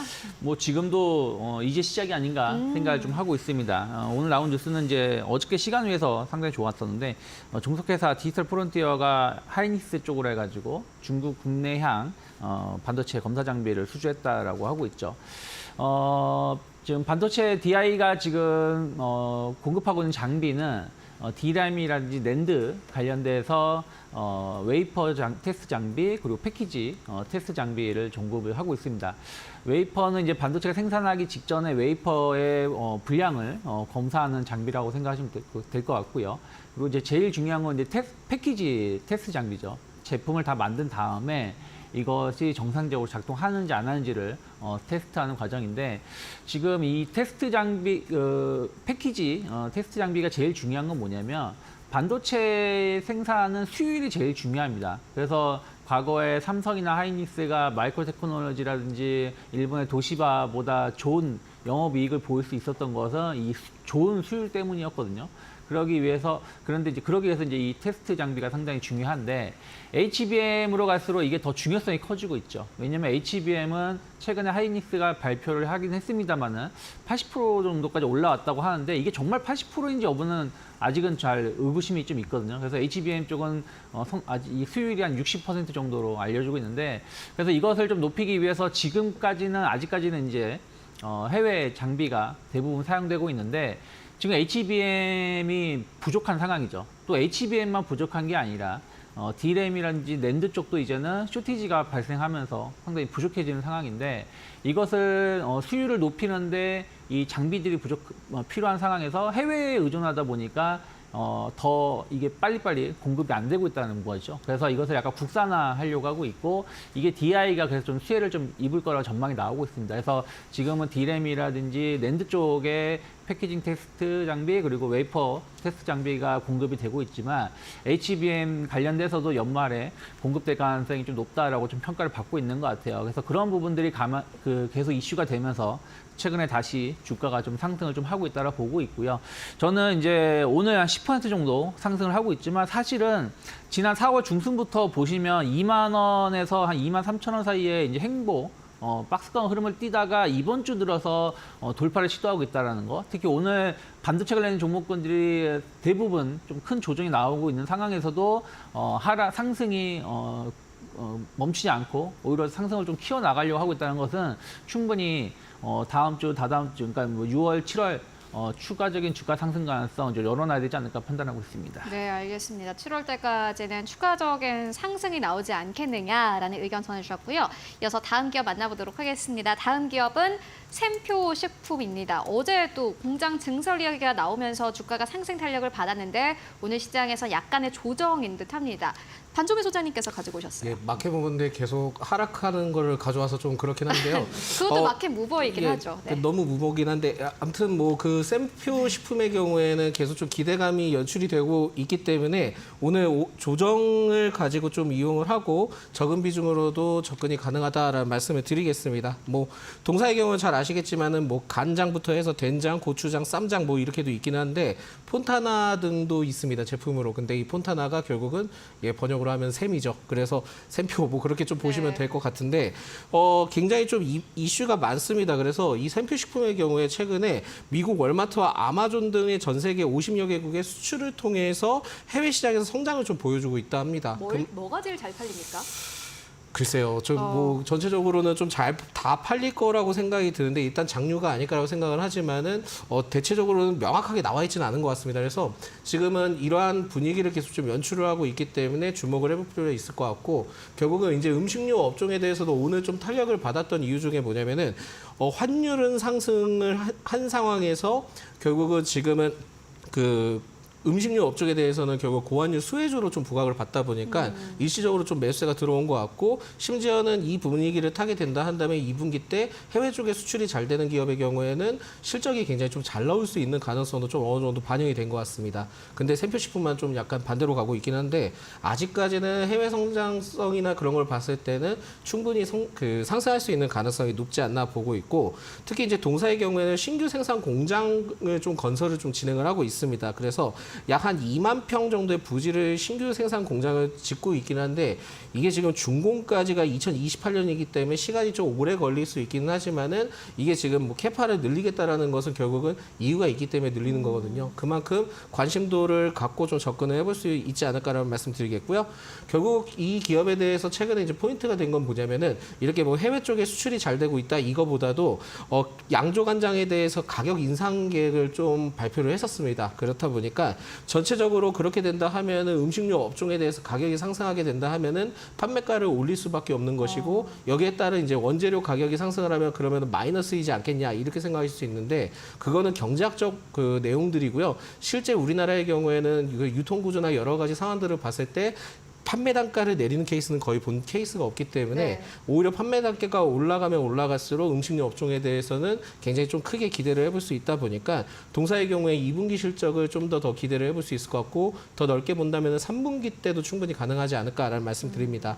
근데 이제 기술적 관점으로 좀 본 게 된다 한다면은 45,500원대에서 42,000원 사이 때 이제 두터운 그 매물대가 좀 형성이 되어 있습니다. 이 구간을 저항 구간으로 좀 보고 있는데 이 매물을 좀 소화를 해야 되는 그 과정이 필요하거든요. 그래서 최근에 이제 뭐 윗꼬리를 달고 그런 케이스를 봤을 때는 이 매물 소화 과정이 굉장히 좀 많이 필요하다 보니까 이 구간만 좀 잘 소화를 하고 42,000원 이상으로만 안착을 하게 된다 한다면은 위에는 좀 별다른 저항 구간이 없기 때문에 추가 상승을 굉장히 좀 크게 기대를 해볼 수 있을 것 같다는 말씀드리겠고 최근에 외국인과 기관의 수급적인 흐름들을 봤을 때도 그렇게 나쁘지 않은 상황이기 때문에 오히려 지금 오늘 하락의 기회를 가지고 매수 관점으로 보셔도 될 것 같습니다. 네, 저희 이슈 체크 시간에도 음식료와 관련된 이야기 나눠보고 왔는데 그때도 비슷한 말씀 해주셨습니다.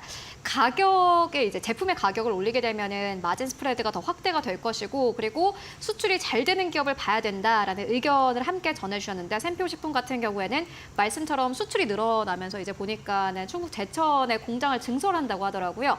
이러한 부분들 함께 체크하시면서 특히나 매물대를 잘 소화할 수 있는지 함께 주가적인 측면도 확인을 해보시면 좋을 것 같습니다.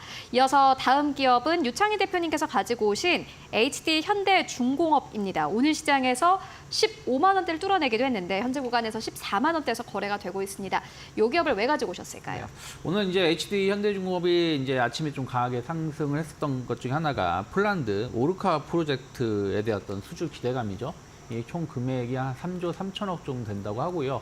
오르카라는 이 용어가 라틴어로 범고래라고 합니다. 이것도 고래네요. 그래서 네. 그래서 이제 현대중공업이 이게 프레젠테이션을 잘하는 게 다른 기업들은 주력 제품을 하나만 가지고 나와서 얘기를 한다라면 홍보를 한다라면 현대중공업은 한 2-3개 가져가가지고 요것도 좋고요.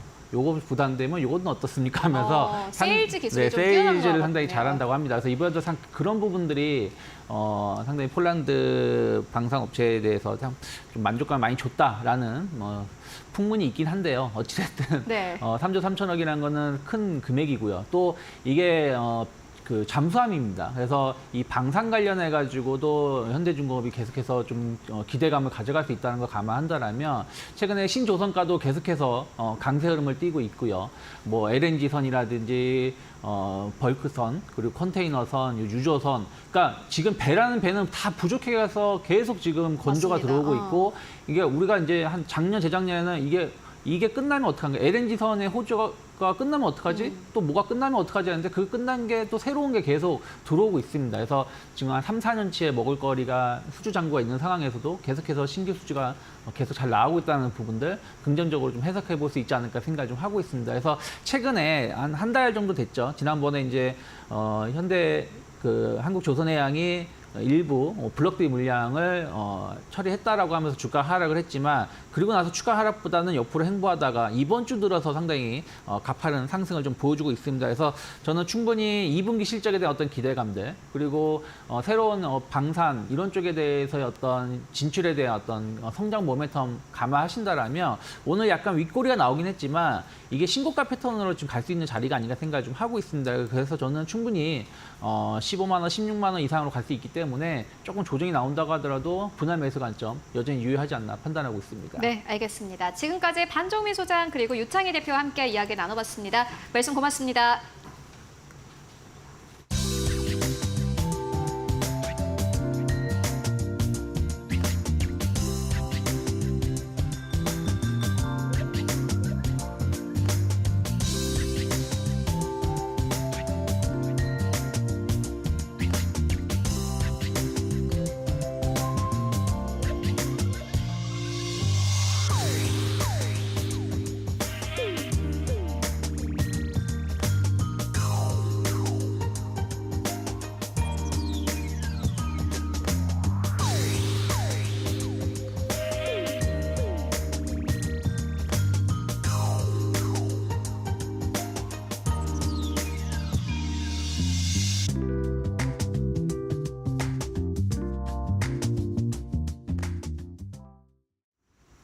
네, 이어서 마감 전략 함께 세워보고 가도록 하겠습니다. 오늘은 하이투자증권의 이화진 과장 연결해 보도록 하겠습니다. 안녕하십니까?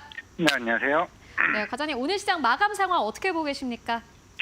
네, 오늘 이제 21일이다 보니까 6월 1일부터 6월 20일까지에 대한 수출 데이터가 하나둘씩 나오는 흐름이었습니다. 특히 화장품 같은 경우는 물론 중국 쪽에 대한 여선장은 이어지고 있지만 이제 북미 쪽에 대한 성장세가 굉장히 가파르게 계속 올라오고 있고 실제적으로 기초 화장품이 색조 화장품보다 월등히 지금 수출에 대한 호조세를 계속 보여주고 있기 때문에 오늘 코스맥스나 한국콜마와 같은 북미 쪽의 공장에 있는 증설에 대한 이슈들이 시장에 계속 부각받고 있는 흐름이었고요. 두 번째는 이제 조선주, 특히 조선주는 이제 서서히 좀 얘기가 계속 나오고 있습니다. 그렇다는 것은 2분기 기대감이 굉장히 큰 이제 섹터이고 최근에 프랑스 3사에 대한 컨테이너선 수주들이 이제 하나둘씩 크게 좀 물량들이 나오다 보니까 이제 선종의 답변 이런 이슈들과 2분기 그동안 저성가에 대한 물량들 일부들을 대부분 다 해소가 됐고 이제 2분기 때부터 본격적인 수익성이 개선될 수 있는 좀 섹터라가 좀 생각하고 있기 때문에 오늘 전반적인 강세 보였다 말씀드리겠고요. 세 번째는 오랜만에 전력기기가 움직였습니다. 그만큼 이제 이것도 오늘 초고압 변압기나 이런 전선에 대한 수출 데이터가 좀 굉장히 잘 나왔었기 때문에 오늘 덩달아 좀 같이 오르는 하루가 아니었나 좀 생각하고 있습니다. 네, 그렇다면 이러한 장세 속에서 오늘 보시는 기업 있으실까요? 네, 알테오젠은 여러 번 강조를 하고 있지만은 결국에는 오늘 상승이 결국에는 본격적인 상승이 더 이어질 수 있다라고 좀 보이고 있고 물론 어제 신한증권 이제 엄민영 의원도 얘기를 해왔지만은 결국에는 이제 6월에서 9월 사이 그 정도는 이제 키트루다 SC 임상 3상이 마무리되는 시점이긴 하겠지만은 그 전에 ADC, ASC와 같은 이제 다이치 산키오나 여러 가지 일본에 있는 회사와 이제 기술 이전 계약에 대한 모멘텀도 충분히 부각될 수 있고 국내 이제 테르가제 임상 허가도 이제 FDA가 아니라 죄송합니다. 시약처 승인이 얼마 남지 않았기 때문에 이 세 가지의 모멘텀으로 좀 추가적인 상승이 충분히 저는 일어날 수 있다라고 좀 생각을 하고 있기 때문에 알테오젠을 좀 관심을 갖자. 이제 말씀을 드리겠습니다. 네, 알테오젠에 대한 투자 의견 듣고 왔습니다. 말씀 고맙습니다. 네, 감사합니다. 자, 6월 21일 금요일 시장 마감을 향해 달려가고 있습니다. 이번 주의 마지막 거래일 오늘은 어떻게 마무리가 될지 다음 주 시장은 어떻게 준비하면 좋을지 두 분의 전문가님 모시고 이야기 나눠보겠습니다. 레몬리서치의 이상엽 이사님, 이스토리의 정태근 이사님 나와주셨습니다. 두 분 어서 오세요. 네, 반갑습니다. 네, 금요일 시장 사실 오늘은 좀 기대감이 반납되면서 쉬어가는 흐름을 보여줬습니다. 이러한 흐름 지금 모두 하락하면서 거래를 마칠 준비를 하고 있는데 오늘 이사님은 시장 좀 어떻게 보셨을까요? 시장이 정말 네. 순환매가 굉장히 빠릅니다. 그러게요. 네, 그래서 한 3, 4일 오르면 또 3, 4일 빠지고 다른 섹터가 또 빠르게 또 올라오는 그래서 굉장히 대응하기가 어려운 그런 상황인데 첫 번째로 오늘 미국 증시 영향을 생각보다 좀 많이 받았다. 지수는 급락한 거는 아니지만 하락하는 종목이 거의 2,000개에 육박할 정도로 투심은 굉장히 저조했고 또 필라델피아 반도체 지수가 1%가 아니고 좀 2%대 하락했던 거 그리고 또 오늘 밤에 또 이제 미국 선물 옵션 동시 만기일 좀 영향을 좀 많이 받은 것 같습니다. 그래서 좀 지수가 2,800까지 올라왔지만 속도 조절은 좀 언제든지 좀 나올 수 있었던 상황에 미국 증시가 좀 확인하고픈 그런 욕구도 좀 생길 수 있는 그런 타이밍에 좀 하락 종목수가 많았다는 거. 그리고 이제 두 번째가 이제 조금 전에 말씀드렸지만 정말 순환매가 굉장히 빠릅니다. 그래서 기존의 주도주였던 K뷰티, K푸드가 최근에 한 3, 4일 정도, 4월 정도 하락폭이 좀 컸고 좀 기간 조정에 들어가는 게 아닌가 싶었는데 오늘 또 수출 지표가 잘 나오면서 또 이제 빠르게 또 이제 올라오는 모습 또 특징적이라고 말씀드릴 수 있을 것 같고요. 그리고 오늘 대장 섹터는 역시나 전력 전선 전기 쪽 그쪽인 것 같습니다. 그래서 최근에 가격 조정, 기간 조정까지 나왔기 때문에 좀 기술적 반등이 나온다고 하면은 좀 강하게 올라올 수 있지 않을까 그런 생각도 해볼 수 있었는데 그 날이 바로 오늘이었다라고 이제 말씀드릴 수 있을 것 같고요. 상한가 간 종목 재룡산업도 있고요. 또 신고가 난 종목군도 굉장히 많기 때문에 오늘의 강한 상승이 좀 그동안 많이 쉬었던 만큼 다음 주에도 좀 이어질 수 있지 않을까 그런 생각도 해볼 수 있었던 날이었습니다. 네, 참 순환매가 너무 빠르게 반복됩니다. 변동성이 너무 강력해서 참 시장 대응하기 어려울 것 같다라는 생각이 드는데요. 하락하는 종목들이 또 많이 확인이 되었던 만큼 지수 역시나 하락하며 거래를 마칠 준비하고 있습니다. 어떠한 모습일지 양시장 지수로 체크를 해보겠습니다. 오늘 코스피 낙폭을 계속 키워나가면서 지금 0.72% 하락하며 마감을 준비하고 있습니다. 2787선, 2800선 회복하지 못하고 낙폭이 더 커진 상황이고요. 코스닥은 0.66% 하락하며 851선 지나가고 있습니다. 자, 그렇다면 수급 동향은 어떠할지 코스피부터 체크를 해보겠습니다. 코스피 시장 안에서는 외국인과 기관 투자자의 하방 압력이 지수 하락으로 좀 이어졌습니다. 각각 1,556억 원, 1,374억 원 덜어냈고요. 개인 투자자 홀로 담아내는 모습이었습니다. 코스닥 시장은 어떻게 마감을 준비하고 있을지 수급 상황 체크를 해보겠습니다. 기관 홀로 좀 덜어내고 있습니다. 7거래일째 매물을 덜어내면서 하방 압력 강력하게 주고 있습니다. 코스피, 코스닥 모두 하락하면서 오늘 거래 마치도록 하겠습니다.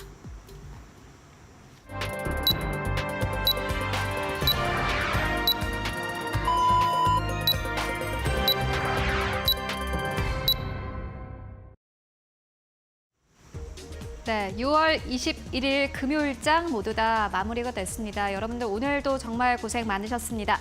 이번 주 코스피의 변동성이 꽤나 컸습니다. 다만 코스피 전체적인 흐름만 봤을 때는 괜찮았는데요. 코스피 지수가 이번 주에 2,800선을 탈환했고 오늘 시장에선 약간의 조정이었습니다. 간밤 증시의 흐름과 좀 강하게 동조화되는 모습을 보여줬는데요. 그렇다면은 오늘 시장 어떻게 전반적인 분위기 흘러갔는지 이 마켓 스핀을 통해서 먼저 알아보고 가도록 하겠습니다. 네, 오늘 시장에서는 지금까지 움직이지 않았던 종목 쪽으로 좀 강하게 상승 흐름이 나왔습니다. 오늘 구리 업종이 3% 이상의 강세 흐름을 보여줬고요. 오늘 AI 전력 인프라 쪽에서 다시 한번 6.5% 이상 상승하면서 거래를 마감을 했습니다. 그리고 여기에 더불어서 오늘 상한가 기록한 기업들도 있는데 GS글로벌 오늘 시장에서 상한가, 메타랩스도 상한가, 오늘 시장에서 재룡산업 같은 경우는 27% 이상의 급등 흐름을 보여주기도 했습니다. 여기에 더불어서요, 오늘 시장에서는 지금까지 또 크게 쉬어갔던 전력 쪽, 구리 쪽이 강한 흐름을 보여줬고요. 업종별로 봤을 때는 그룹지주 쪽이 5.2% 넘게 상승 흐름을 보여줬습니다. 정유 쪽도 오늘 시장에서 4.9% 이상 상승 흐름을 보여주기도 했습니다. 그렇다면 오늘 시장 전체적으로 지수는 어느 정도에서 마감을 했을지, 그리고 대형주들의 흐름은 어땠을지 만나보도록 하겠습니다. 네, 오늘 양시장 하락하면서 거래를 마쳤습니다.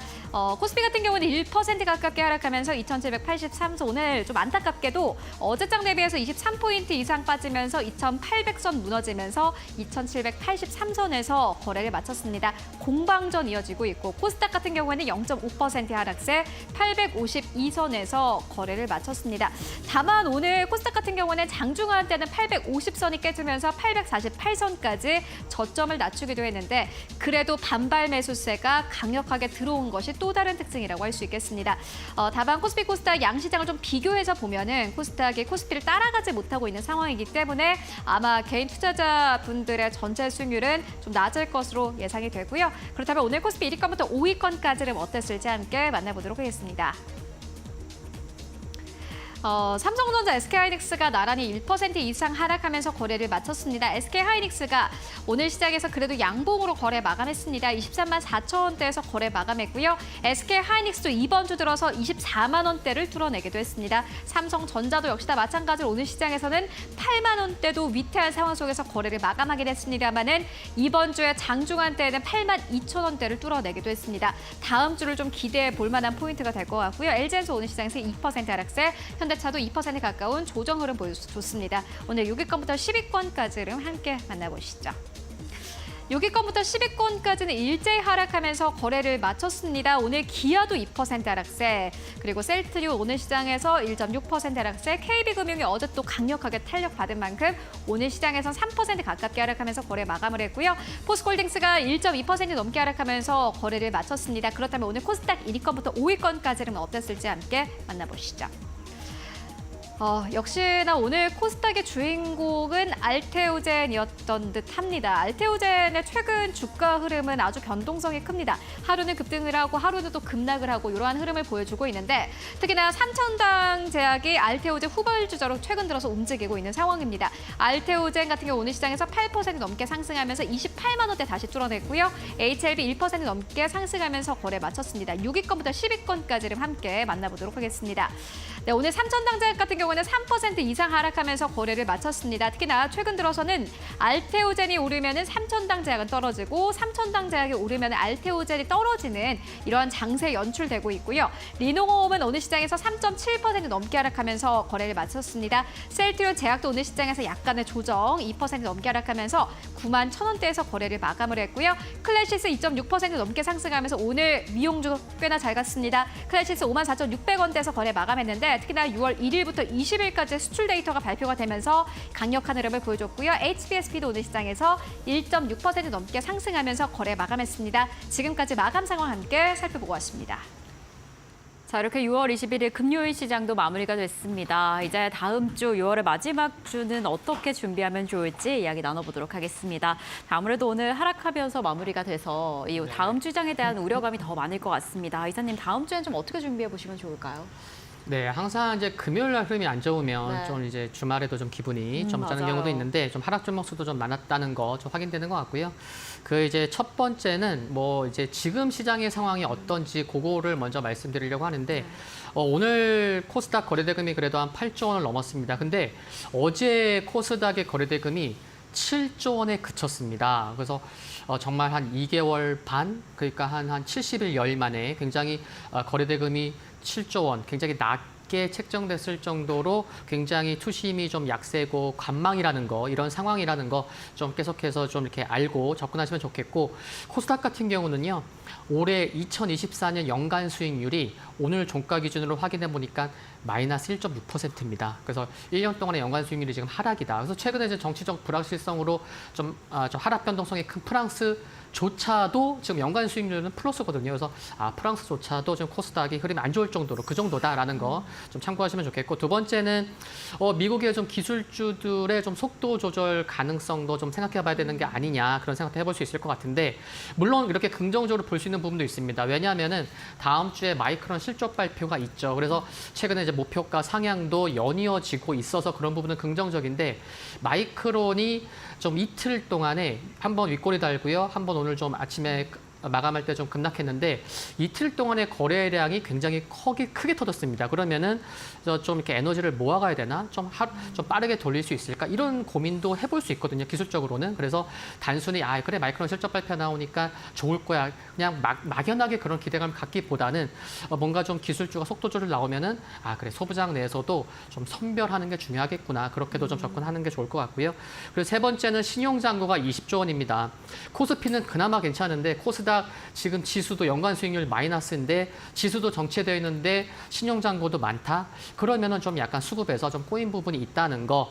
그래서 지금 같은 경우 굉장히 순환매 종목장입니다. 그래서 정말 빠르게 대응하시는 분들은 가는 종목 가는 섹터만 가니까 수익이 정말 극대화시킬 수 있는 시기도 하지만 오히려 반대로 좀 손실이 더 커질 수 있는 시기라는 것도 좀 염두하시면 좋겠다. 그래서 종목장인데 종목 선별 중요하다라는 거 좀 말씀드리고 싶습니다. 네, 정말 이렇게 변동성이 강력한 종목 장세 안에서는 종목을 잘 선별하는 게 중요할 것 같습니다. 오늘 시장 안에서만 봐도 정말 오랫동안 가격 조정이 들어왔던 종목들이 또 급등하기도 하고, 그럴 때 또 수익성을 크게 키워나갈 수 있으니까 또 다음 주에는 어떤 흐름 살펴보면 좋을지 다음 주 공략주는 잠시 후에 체크해 보도록 하겠습니다.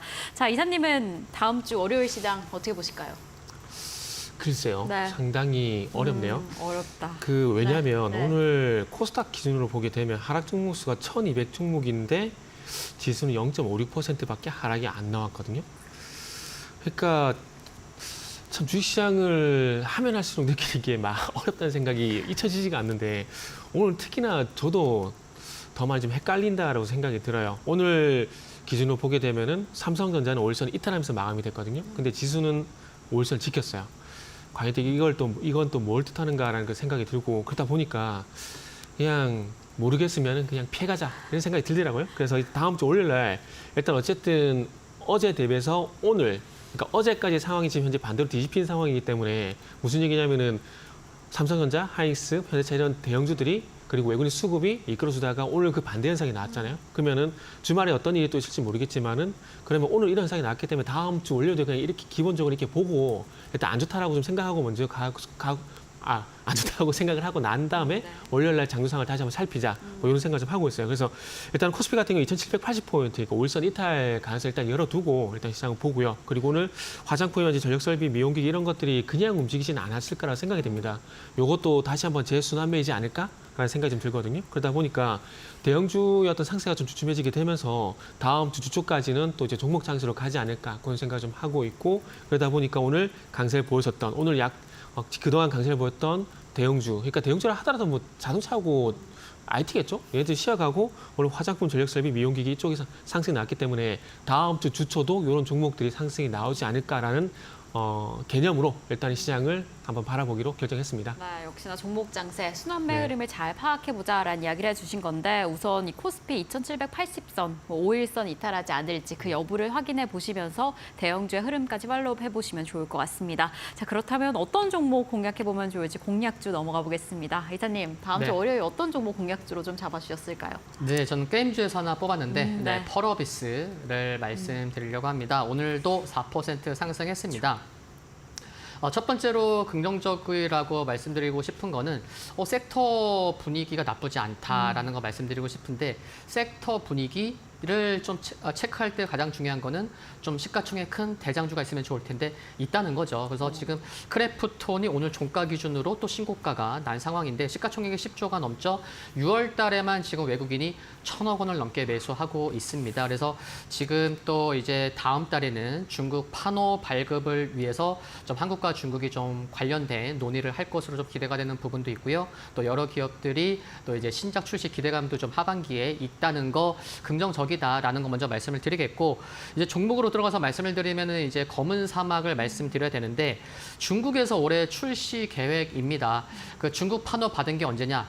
이번 달에 받았습니다. 그래서 얼마 되지 않았는데 그런 기대감을 좀 키울 수 있는 부분이 있다는 거. 그래서 지금 텐센트랑 출시를 준비 중인데 그 검은 사막이 올해 서비스가 10주년이에요. 그래서 올해가 굉장히 유의미한 해이기도 한데 중국 출시까지 해?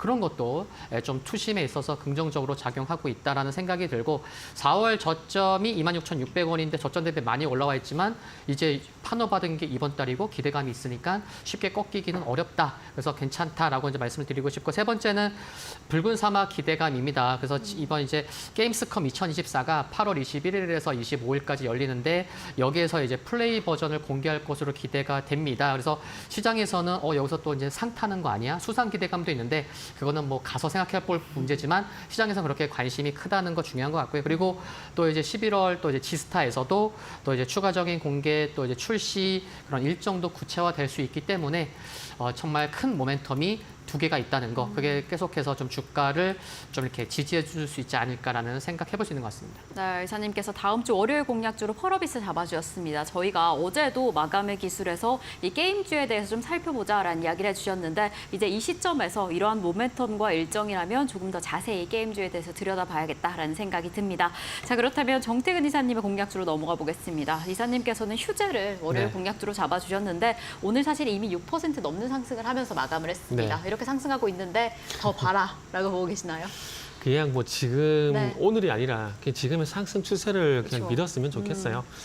계속해서 현재 시장 상황과는 무관하게 현재 우상향이 되고 있는 상황이기 때문에 상승 힘을 한번 믿어보시라는 말씀드리고 싶고 일단은 뭐 휴재 같은 경우는 오늘 뭐 그 소송 결과에 인해 가지고 어떤 사업에 대한 확장, 북미 사업 확장 이렇게 좀 보시면 될 것 같아요. 잘 아시겠지만 6월 11일 날 이미 일단 메리톡스가 제기한 소송에서 이제 미국의 ITC가 위반 사실이 없다고 발표하게 되면서 예비 판결 승소가 났습니다. 그런데 이게 10월 달까지 이어질 가능성이 높다라고 제가 판단을 좀 하고 있거든요.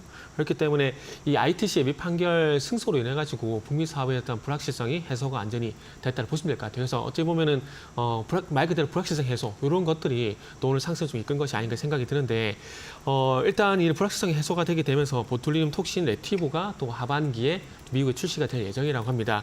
3월 달에 이미 미국 FDA 품목화가 완료가 된 상황이고 그리고 캐나다에도 이미 출시가 돼서 사업을 진행하고 있는 상황들이기 때문에 미국 시장 침투하는 것에 대해서는 별 문제가 없을 것 같다라고 좀 생각을 하고 있고요. 그러면서 이제 국내 쪽에 히알루론산 필러라든지 이런 부분을 플러스 해가지고 네티브까지 매출 증대 효과가 좀 기대가 된다고 보시면 될 것 같습니다. 그래서 이런 내용들이 나오게 되면서 오늘 상승이 나왔거든요. 그래서 이런 내용들 참고 좀 해보시고 결국 이제 불확실성 해소, 실적 기대 이 두 가지 관점에서 휴재를 좀 보시면 될 것 같습니다.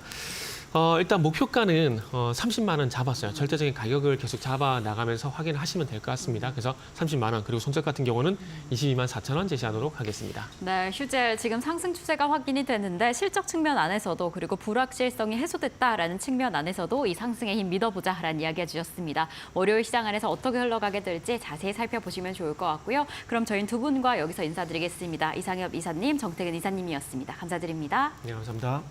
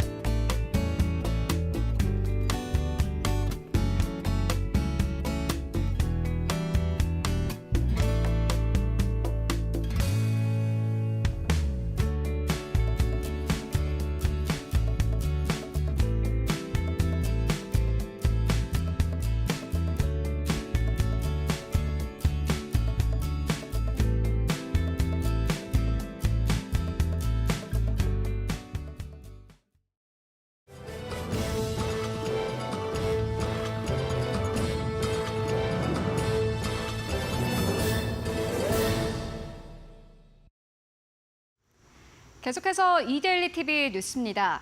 한화그룹이 국내 기업 최초로 미국 조선업에 진출합니다. 한화그룹은 미국에 위치한 필리조선소 지분을 인수하는 계약을 맺었다고 밝혔습니다. 인수에는 한화시스템과 한화오션이 참여하며 인수 금액은 1억 달러입니다. 필리조선소는 미국 본토 연안에서 운항하는 상선을 전문적으로 건조하는 업체로 대형 상선의 약 50%를 공급해오고 있습니다. 한화시스템은 자율 운항이 가능한 민간 상선 개발에 있어 공조가 가능할 것으로 기대하고 있으며 한화오션은 해외 생산 거점 확보를 통해 매출 다각화를 꾀할 계획입니다. 올해 3분기 전기요금이 현재 수준에서 동결됩니다. 한국전력은 3분기에 적용할 연료비 조정 단가를 현재와 같은 킬로와트당 5원으로 유지한다고 밝혔습니다. 또 기본요금, 전력량 요금, 기후환경요금 등 나머지 요금도 따로 인상하지 않기로 결정했습니다.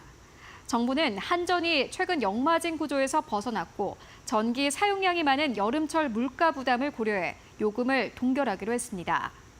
하지만 도시가스의 경우 난방 사용이 적은 여름철 인상이 요금 현실화의 적기라고 보고 다음 달 도시가스 인상 여부를 결정하기 위해 관계 부처와 협의 중입니다.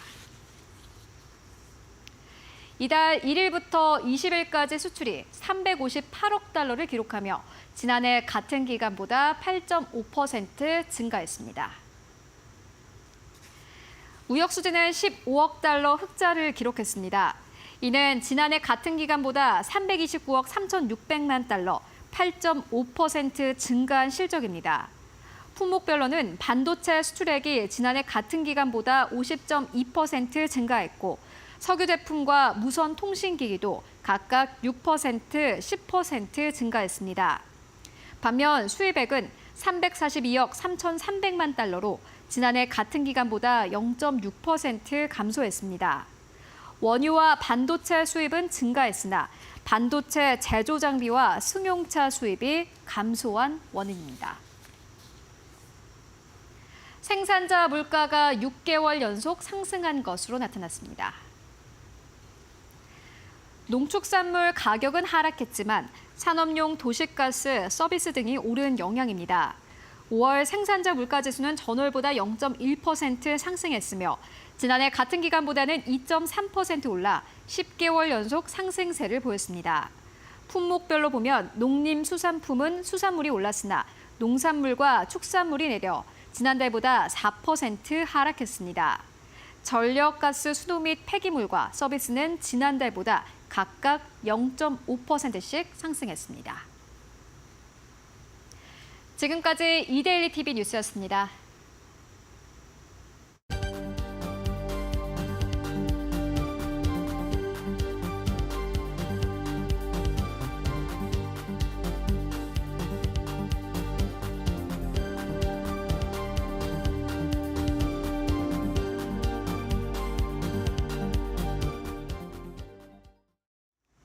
네, 오늘 저희가 준비한 소식은 여기까지입니다. 저희는 다음 주에도 든든하게 함께하겠습니다. 시청해주신 여러분 모두 고맙습니다.